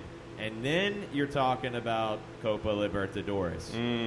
Sunday they play Aldosivi in the league, and then Wednesday the 21st they go to Quito, Ecuador. Ooh. That's going to be a fun one because Quito's one of the better teams on the continent right now. They're one that kind of flies under the radar. But De Rossi and Libertadores, I can't wait. Well, I'm still shocked. I'm not quite as shocked as the guy on our favorite Argentine TV show. Gringo. Poor Gringo. They sang him songs. They chased him off the set. It was a thing of beauty. Shirtless. No, that's a whole different show, John. But the fact that there are so many players who don't choose this path. I want to. No. This is if you do not Nobody have Fanatis, chooses this path. No one chooses this path. If you have Fanatis or you want to, in fact, it's $9.99 a month? Yes. It's $9.99 a month. Your first 5 days or 7 days are free. This weekend, give us the time and date on that game if you can. So the games you have coming up for Boca to watch De Rossi, so he's expected to play in all of them and amp up the minutes a little bit. Tomorrow, 8:10 in the evening against Almagro in the Copa Argentina. And the Copa Argentina is bonkers. You get crazy results all over the place. Have we hit the round of 8 and the round of 32 simultaneously? We're at the round of 32 right now. Sunday league match, 7 o'clock against Aldosivi, and that's at La Bombonera. And then Wednesday the 21st at 6:15, Boca in Ecuador against Quito. Okay, so starting tomorrow morning, before you go to work, log on to Fanatis, get your subscription, because it's, again, free for 7 days, and watch De Rossi play for Boca Juniors because this is going to be must-see TV. Even if you don't like Boca, just tune in and watch because a player of his esteem and caliber coming in, he's a legend, and he's coming in because he wants top-flight, real competition against people who actually care, which is why he's not going to China or Japan. So this is the path. You got to watch this. You got to tune in. In addition to your subscription to ESPN Plus. Yeah, ESPN Plus. I mean, if you, especially with the package they're talking about coming out with. Oh yeah. Where it's like what, $12.99 for two of the three things that I don't watch. Well, you have Hulu. Don't watch it. I'll be watching that. Dr. Wifey will be watching that. ESPN Plus. I'll watch that. Yeah, And then they have Disney Plus, which they're custom creating Star Wars Extended Universe on Disney Plus. Nah. Huh? Oh my God. Sorry. Not there. Did they put something in your drinks? Are you men Yes. mad? I'm not a giant Star Wars fan. I'm not a I Star apologize. Wars They have person. Marvel Universe shows that are going Not to a be on Marvel there? Universe person either. Oh my God. I've been to that before Star Wars. John, the amount of times I've stood up for you with your horrific food takes, and you abandoned me on my entertainment island. Absolutely. I see how this game is played, sir. So here's a quick question, and just the first series that comes to mind. Hulu, you've got all kinds of great TV series, and you don't have to know which ones are on there, but pretend on Hulu you can watch any old TV series you could. What would be the one you would flip on when you're bored on a Wednesday late afternoon? ER. Wow, okay. I'm going to blow your minds. Uh-oh. Donna Reed. Donna Reed? Donna Reed. Wow. What? When I was a little kid, See, okay, we have backstory. we have backstory. There's anything. Ask any person of Italian descent anything. I guarantee you, there's a story behind it. Okay. No. When I was a little kid, my stepdad worked at the post office. He would go to bed super early. My mom would not necessarily care what was going on. I would watch Nick at Night, I had two. and the Donna Reed show was on, and I thought that it was just the coolest thing ever. Huh. That this lady was like the dad was sort of like here and there and everywhere. He was sort of like, but Donna Reed ran the show. Donna Reed was, She was the boss. She was the boss. And so to me, I loved that show. There's something, it's like when you walk in to a relative's house or a friend's house and they are cooking a meal that maybe your mom or dad used to make, and that smell hits you, and it's just that hard nostalgia smell. Yeah. It's the same thing for me. That nostalgia hits me, and I'm like, oh my God, it's amazing. Yeah, for me, ER, and it's got to be the first 5 or 6 seasons. With Clooney? Is Clooney on there at that point? Yeah, when Clooney was on there from the beginning. But when Kelly Martin was on, no. After Anthony Edwards' character was killed off, no. When Rocket Romano was crushed by the helicopter as he's standing out in the plaza, no. But give me the first 5 or 6 seasons. That is tremendous television. If I'm binge watching, if I'm going to watch a bunch of episodes over a period of time, Hill Street Blues. no, Beverly Hills 90210 for me. There you Absolutely. go. Oh, wow. Absolutely. If I'm going to watch a bunch, like not a random episode, if I'm going to watch a few and watch like a story arc, Yes. Oh, my God. and it's going to culminate with Donna Yeah. Martin graduates, because that's just one of the greatest pieces of television of all time. See, you and I go into these philosophical discussions about Beverly Hills 90210 and which girlfriend was better for Steve Sanders, and I maintain that it was Claire. You get really upset about this, I too, do. by the way. I absolutely get so upset the fact that Claire and Steve Sanders did not finish the series. That she went to France or something. That was kind of lame. It was. But if I'm going to watch a story arc or like a bunch of episodes, it's 90210. If I'm going to watch a random episode of a show, Cheers. True. Cheers, amazing television show. I'm going to The swing whole pregnancy arc with Andrea and Jesse on You're still back. 90210. You're in 90210 land. Yeah, I He's am. gone. We've lost John. Yeah, see, I got to go sci-fi here. Okay. Sequest DSV Wow, with Roy Scheider and the evil beard. with Roy Scheider. Nothing Wow. about that. It was Jonathan Brandis' last entertainment appearance before he passed away. Sundays at 7 on NBC, I believe. I believe you are correct. And it was the best visual effects on television. They had a talking dolphin. That's and it was, true. It was Roy Scheider. It was It's incredible. either late 80s, early 90s. All right, we're going to delve in. We've done this before kind of haphazardly, but we're going to dive into Mondays with Reddit because weird things happen on Reddit from time to time. We need a sounder. Yes, we definitely need a sound. The Mondays ambulance with needs to come back. Reddit. All right, I'm going to throw a couple of these at you. I just want reactions. Nick, Barcelona have already agreed to loan Felipe Coutinho to Bayern for free with an option to buy. Bayern will only have to pay the player's wages of €11 million per year. Club are now in talks with Coutinho's representatives. Think that happens? Yes. Really? Yeah. Good move? It's not a good move, but I can tell you why they're doing it. Barca, yeah. I mean, they're broke. Well, not only are they broke, but what they want is Neymar wants to play with Coutinho. He really wants to. He wanted to make that move happen with PSG. They could never agree on the numbers. They can't afford to have him right now. That's why it's the loan. They're loaning him out to Bayern. Kind of like Pavone. Yeah, they're stashing him. They'll ditch a few more contracts in January. And come June, they'll bring him back. And that way, Neymar, they'll have a more seamless They'll have a more seamless transition from the Messi world order to the Neymar world order, unless Neymar parties like a rock star, which it looks like he's been doing. Yes, that can happen I very feel like easily. Ministry should just pop in and start singing now. Neymar needs to fire his barber. Yes. Because you can't have edges that messed up. You can't have edges that messed up, let yourself go like that. Nope. You can't have it. Coutinho to Bayern, good move, John?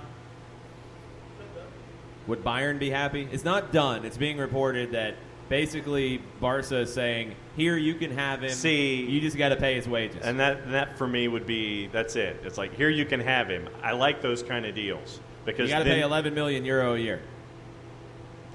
But I like to hear you can have him to start. That part's all well and good until that first wage bill comes in. Yeah, but still, at $11 million and not having to do anything up front, I'll take the here you can have him and be okay for now. Okay.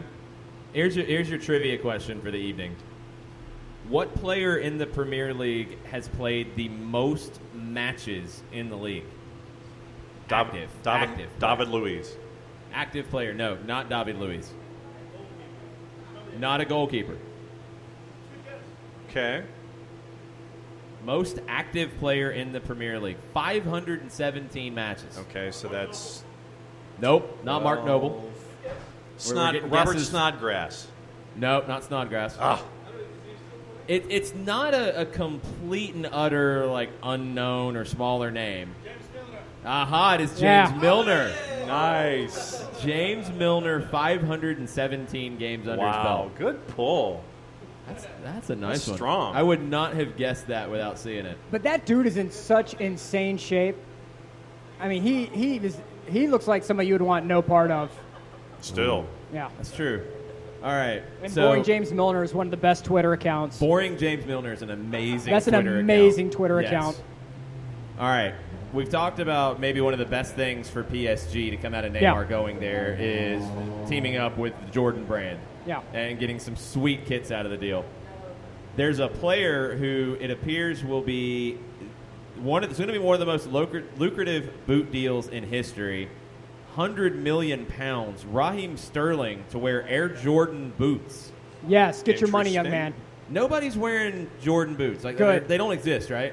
There's no. I've never heard of that. Like they're I not know doing there's boots, some kits, golf yes. shoes. Like I know like Jordan does golf shoes, and at first he just gave them to major people. Like they weren't for sale. Then they started doing like super limited edition Jordan golf shoes. Now Raheem Sterling, £100 million to wear Jordan boots. Yes. Take All it. in. All Yes. in. I don't care if they have broken glass in the bottom of them. For $100 million, I'm wearing them. Oh, you give me the ones that they released. I'm not like a crazy sneakerhead, but the ones they released, I think in the last 6 months, I think they're the Concord ones that had the black patent leather around the edges. Please, you know which ones I'm talking about. Please allow me to take a step here. Okay. Okay, please. So, boots like that. yeah. So in the 90s, in the Space Jam, when Space Jam came out, they debuted the Concords, which was white with black patent leather wrapped all the way around. Yes, that's a cool It was look. one of the most sought after shoes that Nike ever made. when I tried to buy them, there was only one place in California that I had was going them. to say the salesman laughed at you. Well, yeah, the salesman was like, dude, I feel bad for you. Hold up. I think I know the store to call, though. And it was one store in California, and the guy said, I can't guarantee I can hold on to them until time to ship because I don't want to lose the sale. So had you called me at like 9 o'clock this morning, West Coast time, we could have made something happen. I have a blood oath to buy those shoes. And I had to buy the Air Pippins instead. Oh, no. Oh, no. They're the classic. You see them now, the retros. They have air. They have the full air cushion across the bottom. Yeah. And the full word air across the shoe. It's a nice mid. It's a beautiful, beautiful shoe. But you go from Jordan to Pippen. it's a beautiful shoe. I didn't mind. Because instead of getting just the Jordans, I got the Rodman, his low top worm that had a zipper with a hoop at the top of the zipper. And so I got the Rodman lows that were called the Worm, and then I got the Pippins as well. Did the shoe go crazy? Did the shoe go crazy on you or something? It did. It was a fantastic shoe. It was a marvelous, marvelous shoe. A ton of support. If you make the first Jordan boots like the Concords, you're selling all of them. All of them. You can't make enough. No. And if Jordan is smart, he'll make a Concord version specifically for PSG. No, well, for Sterling. Well, yeah, but Sterling, obviously, you signed a guy to a $100 million contract. He design the shoe however you want, Jordan, and hand it to me. If you make a Concord, Brand Jordan, please listen to me right now. If you make the Concord boots, I'm buying them immediately. I will have to That would choose be unbelievable. which bill I'm not going to pay this month. Nick Khalifi's And making then sure I'm that he's buying telling it. everybody right now that he's going to buy this shoe without any kind of hesitation whatsoever. I'm telling you, it's the greatest shoe. It's the holy grail of shoes. All right, next question. Somebody we haven't talked about that I feel like we've talked about on almost every show we've ever done. Where does Mauro Icardi end up? And the sirens were perfect timing, by the way, when we talk about Mauro Icardi. The crazy train. Seriously? And they're stopping. This is fantastic. Wanda is not here. Wanda is not at the Brewhouse. And right as you say that, they move along. Right as you say Wanda's not here. Wanda's not all here. good. The fire truck keeps going. Where does Wanda end up is maybe the better question. I have to say that I firmly believe it's Napoli or Fiorentina. And Wanda ends up in the most expensive flat Paris has ever seen. Yeah. There's lots of rumors out there. Juve has been linked to Icardi in recent days. Roma, there's a deal reportedly on the table. Icardi to Roma for 35 million euro plus Dzeko. Ooh. Well, the genesis of that deal was that Dzeko and was supposed to move to Inter. And that fell apart when they got Lukaku. And so when because Lukaku looked dead set to go to Juve. And then what was going to happen is that Juve was going to send Higuain to Roma, and then Dzeko was going to go to Inter. And that carousel fell apart. So now these teams that still have these bloated contracts have to get it sorted. Dzeko wants out of Roma. It makes sense. But you have to convince Icardi that Roma's a good move. I don't think it's going to happen. I think Rocco Commisso can offer him enough of a salary to make it worthwhile. But Joe Baroni's negotiating that. Yeah. Joe Baroni was not- supposed to be on our show twice and didn't show up. He didn't take the call. He bailed on us. Yeah. I don't think he can get the deal done. Joe Baroni's on the list. He is the only one on the list, by the way. While I understand that there are some professional challenges, as we say in the corporate world, with Joe Baroni, NPSL. if Rocco Commisso says, Wanda, Florence is a beautiful, wonderful And city. that's the way it's going to have to be. He's got to convince the boss. Yep. I will put you up in a penthouse suite, everything you need. Bring your man to Florence, and we're going to take Fiorentina to America, just like they did with ICC. Why in the hell was Fiorentina even here when they almost got relegated? Because Rocco Commisso, who moved from Italy to America when he was 12 years old, wants to turn Fiorentina into a global brand. And unlike our friend, Mr. I am freaking pissed off, Mike Piazza, he chose to buy a team in a tourist hub. People travel from America all over. They always, where do they go? Rome, Florence, Venice, right? True. If you have that team in Florence and you can bring them to the U.S. and make them a name, when families travel there, they will say, hey, Fiorentina's here, let's go see him. And if you have Icardi scoring goals, it makes it that much more. Yeah. It is. Yeah, the stadium is beautiful, right? If you got the train, you can see it right there. Yeah. Yep. So the owner of the Brewhouse Cafe is telling us all about the stadium in Florence and how it's wrapped with the Tuscan hills. The city architecture around it is absolutely beautiful. It's a must visit. If you go to Florence, it's a must visit. And now that Rocco Camiso's there and he wants to spend money, watch for MLS players to suddenly get interest from Fiorentina because he wants more American ties to get that American revenue. There's also a rumor out there when it comes to Icardi. Is this still Mondays with Reddit? Yeah, it's still Monday. Mondays with Reddit will be a regular thing because there's all kinds of great stuff here as you just dig in and see what pops up. Radio Kiss Kiss in Italy. Radio Kiss Kiss, baby. I don't know how valid. And their radio, sister station, Radio Bang Bang? Yes, I don't know the validity of rumors from Radio Kiss Kiss, but they are reporting that Mino Raiola brought up Mauro Icardi, and with the representative acting on behalf of the striker.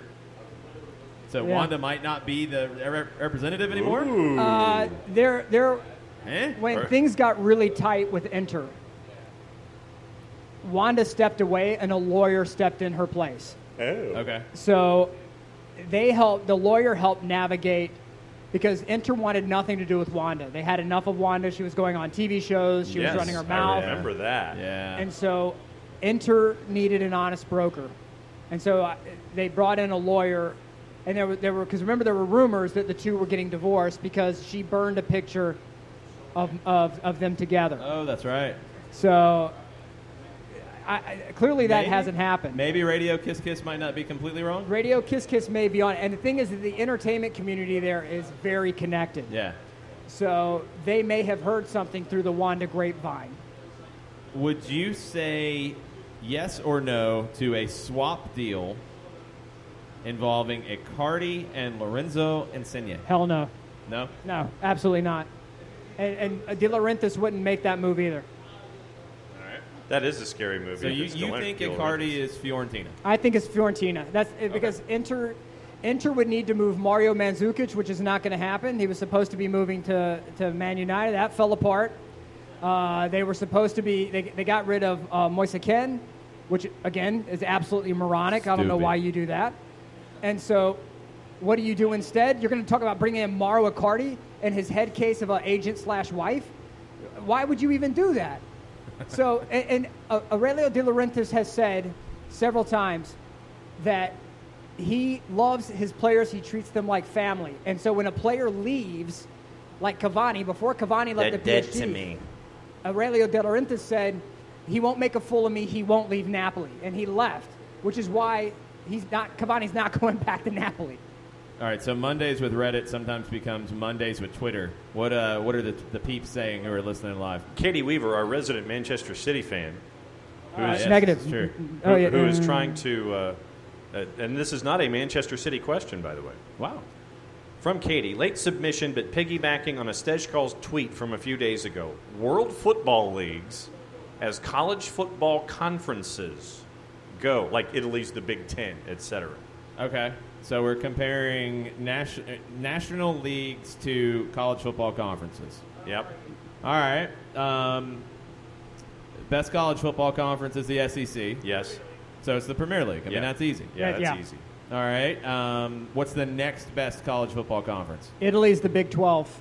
Big 12? Yeah. That doesn't seem sexy enough. There's one, no, because Not the Italy's not a ACC? sexy league right now. It feels like the Pac-10, like it used to be sexy. No, because Or the Pac-10's Pac-12, not, sorry. Pac-12's, Yeah. The Pac-12's not making the playoff. So you that have, feels you about have like one Italy. team. So it'd have to be like the. But you have one team who's competitive in Oklahoma, and Katie, see what you've done with this question. and Well, no, then- you got the Power 5. So, okay, you've got 5 leagues in Europe that would be part of the Power 5. Okay. Right. So that's a pretty good comparison. I think the Pac-12 is Italy. Who's Juve? Not USC. USC, the wheels have fallen off. Oregon? Nah, I think Washington? I think Ligue 1 is Pac-12. Okay. The Sun Belt. Oh, wow. The No Sun respect Belt. for the French. Wow. I'll take that. I like that. That's hilarious. Okay, Man. so all right, so the Wow, number cold-blooded. 2 league. So is Scotland like the SoCon? or the Fun Belt? Scotland's not that much fun. No, it's not. No, it's like The American SoCon. Conference. I think they're the American Conference. Oh, you, okay. you have 2 teams that are name brand, and everybody else is kind of like there. Yeah, okay, nice. So All right, so the ACC. What's the number 2 league? that, You think the ACC's number 2? They have Clemson, but what else? Clemson's your national champ. Bundesliga. Bundesliga. Oh, I'll yeah, take good Bundesliga. That's a call. great call. Good call. Bayern Munich Yep. and Clemson. They should get along. I like It's it. very good. Okay. I'll take that. Could Yeah, you Duke, imagine you're Bayern talking about a Munich and conference with Clemson Duke, colors? You know, very intelligent people. Bundesliga. They are very Yeah. intelligent with how they run their So teams. we've got the Big 10 and the Big 12. The Big Ten, I'm going to say, is La Liga, because you have one team that comes out of there competitive, Ohio State. and then you have a bunch of teams that look like they're going to be something, Michigan. and then fall apart, and that would be like Michigan Atletico State. Madrid. Iowa. Yeah, Okay. Yeah. So the Big 12 would be what? I still think Big 12. I still You think think Big Big 12 's Italy, Italy? because With you a have lot one of team. offense and no defense. Well, it sort of the flip, actually. But you would have, for the Big 12, you have Oklahoma, who's competitive. Juve is the only team out of there that's competitive right now when it comes to the Power 5. So everyone else is Texas? It's a bunch of teams who Milan is Texas. It's a team that used to be competitive. They were really good. I like it. And now they are wishing to God they could be competitive again. I'm a diehard Milan fan. I feel like I have some skin in that game. I'll say that Milan is Texas. They're Okay. the shelled husk of what they used to be. Well, then here's the question. What conference is Major League Soccer? The American. Is it the American? The Yeah, MAC. That's not bad. The MAC is good times. The MAC. Maction is a Maction? lot like MLS After Dark. Yeah. Yes. This Saturday was very Maction-esque in Major League Soccer. Like, I remember when the MAC first started catching on, I would be at home flipping to ESPN. Randy and, Moss. And it was like Bowling Green And versus Toledo. Akron. Yeah. Or Toledo or something. And you'd be like, why? No, I'm not watching this. On a Tuesday night, and both teams were in Yeah. the 40s in front of like 38 people. Yeah, because it would be like 0-0 to start with, and you would turn it, and by the time you flipped back, you went around the horn and came back, it was like 42-41, and you're like, how in God's name did they put this up? That's like San Jose, prime Yeah. example. You turn the channel, they've scored 4 goals. I have no idea how they've done it. It's Dallas and Minnesota 5-3. Yeah. Does anybody in the MAC have the plague outside of their stadium, though? No. Because prairie dogs do not exist in the industrial northeast. Okay. And for the record, my wife, who went to CU Boulder, Yeah. she got her undergrad and her first master's there, so she feels that she's qualified to make this statement. Pac-12. She said that it is slanderous to bring up the plague and the prairie dogs Well, then of don't have the Colorado, plague and prairie dogs. which is what I said. I said They issued a press release. she said no one's going to get the plague. Nick, no one's going to get the plague. It's a lie. It's stupid. No one ever gets the plague. They just make it into a media story. And I say, well, there's a few million people in Europe who would beg to differ with you on the dangers of the plague. And I slept on the couch. It was really something special. But you can't talk poorly about Colorado around her. I mean, you type in Colorado Rapids and plague, and you have a lot of different things that pop Sorry, up. Katie. Right. I thought I saw something from Chattanooga. And come on, you Spurs. Okay. So, Katie Weaver's a Spurs fan. I not was going to Manchester correct City. you on that. I wasn't going to let her attack you with Why? a knife. She's a diehard Spurs Well, wait fan. a second. Why? Let- why let her- didn't? let her I was going to attack say, me. why It's okay. didn't you correct me and why just let her attack me? Because What's you were on a roll. You're on a roll. I wasn't going to interrupt the When roll. the Germans bombed Pearl Harbor? Yeah. Eh. Both, yes, shout out to Katie. Both she and her husband are diehard Spurs fans. That is the question of the night. It's a great question. Yeah. Yes, MLS as the Maction. I like it. Hey, and That's right. they got games on Tuesday nights and Wednesday nights and There we go. Thursday nights, so It's true. It's perfect. it's all over the board. MLS, make it happen. Send me my check payable to Nicholas Alifi. That's ALIFFI. If you can make that happen, that'd be most appreciative.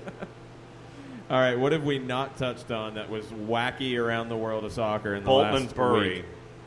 Yeah, fill us in on your ridiculously colored Bolton kit, sir. This was an appreciation for the University of Bolton. I am wearing my Bolton Wanderers green kit today. Their players under contract are not wearing their kit right now.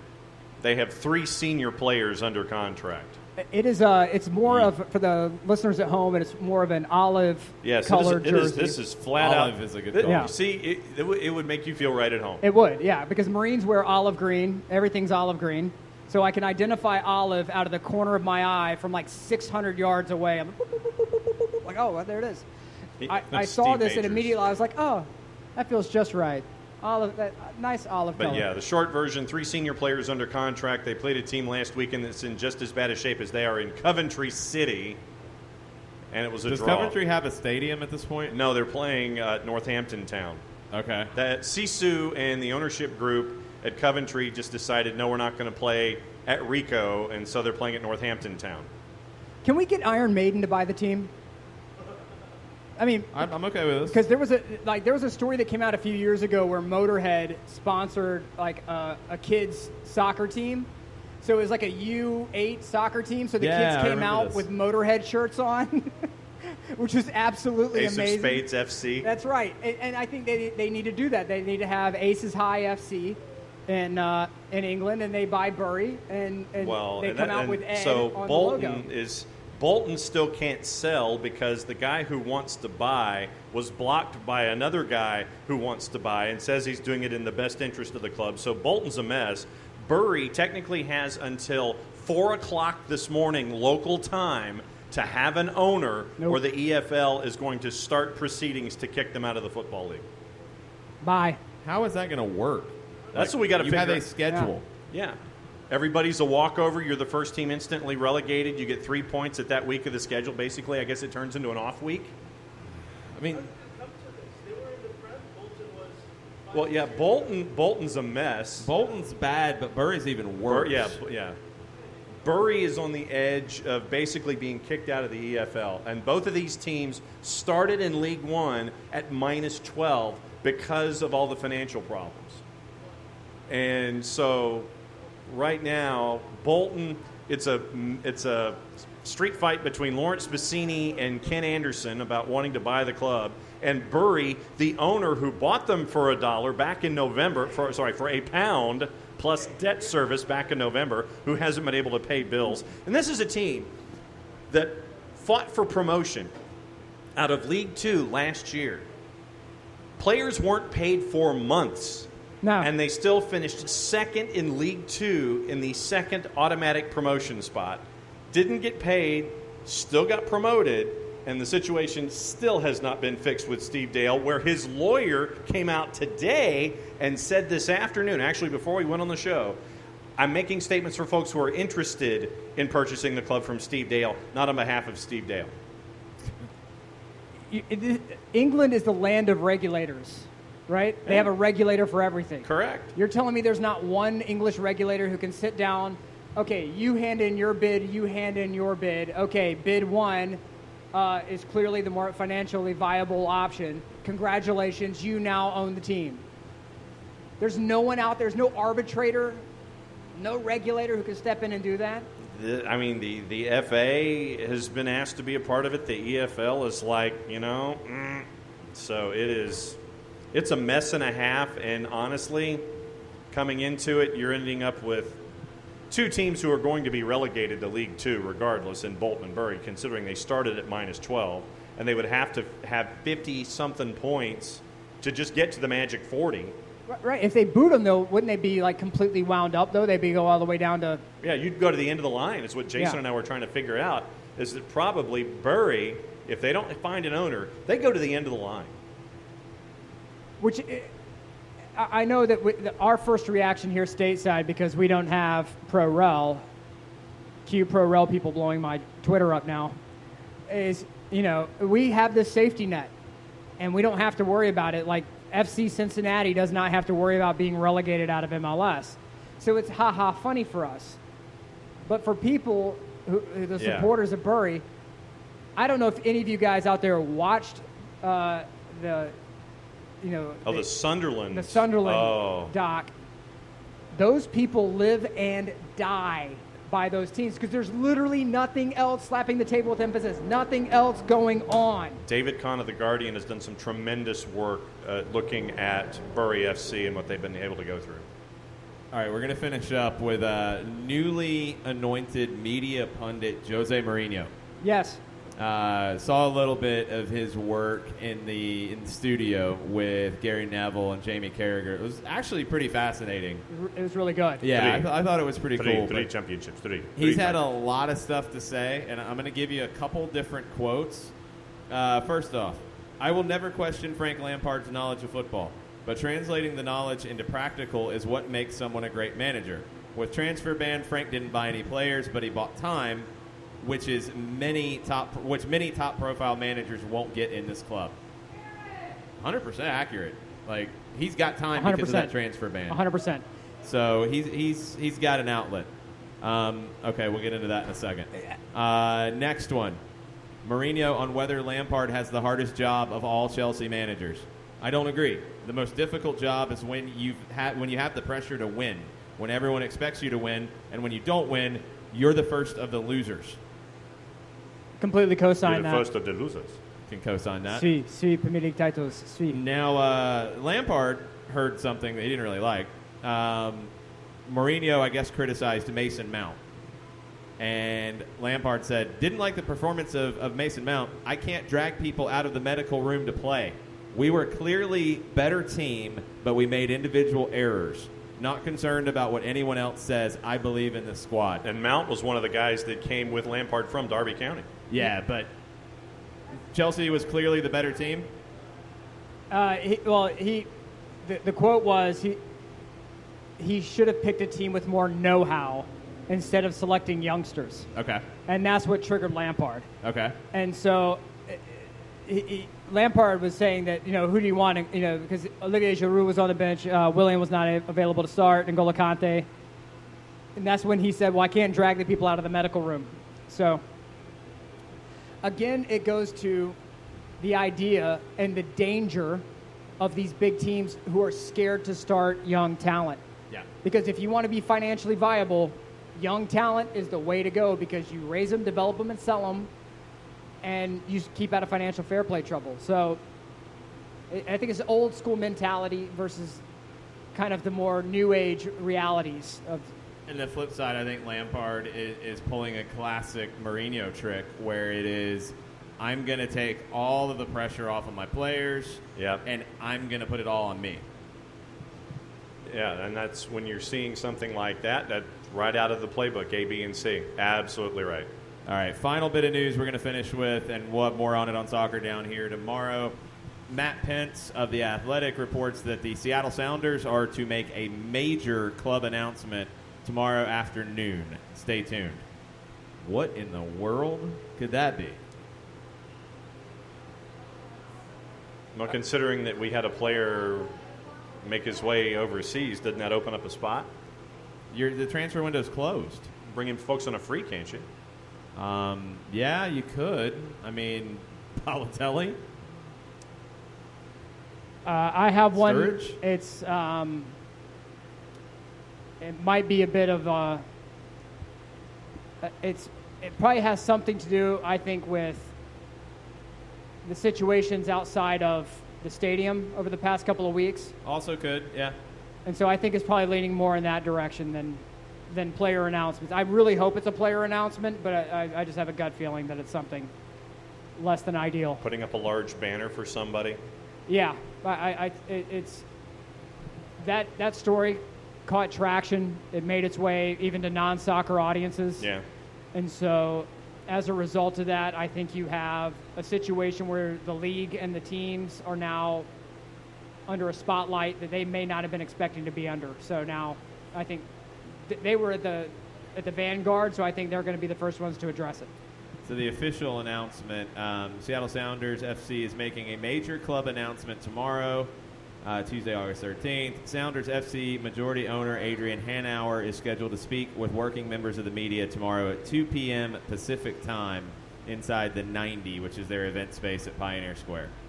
So that'll be right as we're finishing up SDH in the morning. We will keep you posted if we hear anything. Usually that stuff pops a little bit earlier than the actual announcement. So we'll be back in the morning. We'll be back here at the Brewhouse next Monday. At least these two will be. Yes. I won't be because I'll be on a plane coming back from Portland.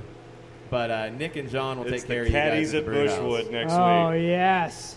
So, yeah, as bad as the technical difficulties have been this week, it's going to be majestic. We're going to have a bullhorn. We are going to have some of some people, some of the locals here in Little Five have offered to shoot themselves out of I'm cannons. throwing a baby Ruth in the pool. We're going to take a baby pull on the roof.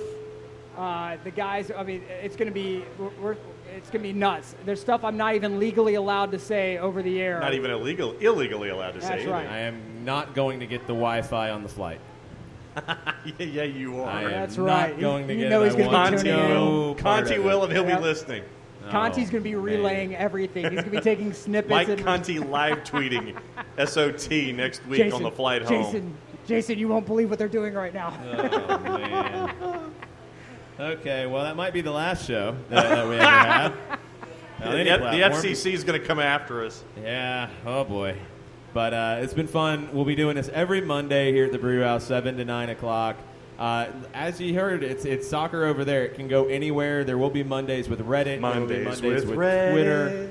All the rumors, all the chaos. Maybe we'll get another report from Radio Kiss Kiss next week. Radio Bang Bang. It's either Radio Kiss Kiss or Gold 7 will be the preferred outlet. It's going to be good times. So we'll be back. Jack FM. That's right. Man. We'll be back in the morning with soccer down here, and we'll see what happens with the Seattle Sounders news. That could go so many different directions. Yep. I honestly didn't think about that. Thanks for listening. Mucha plata, all the lira, all the euros. Mucha lira. What other currencies do we have? All the drachmas. All right, fair enough.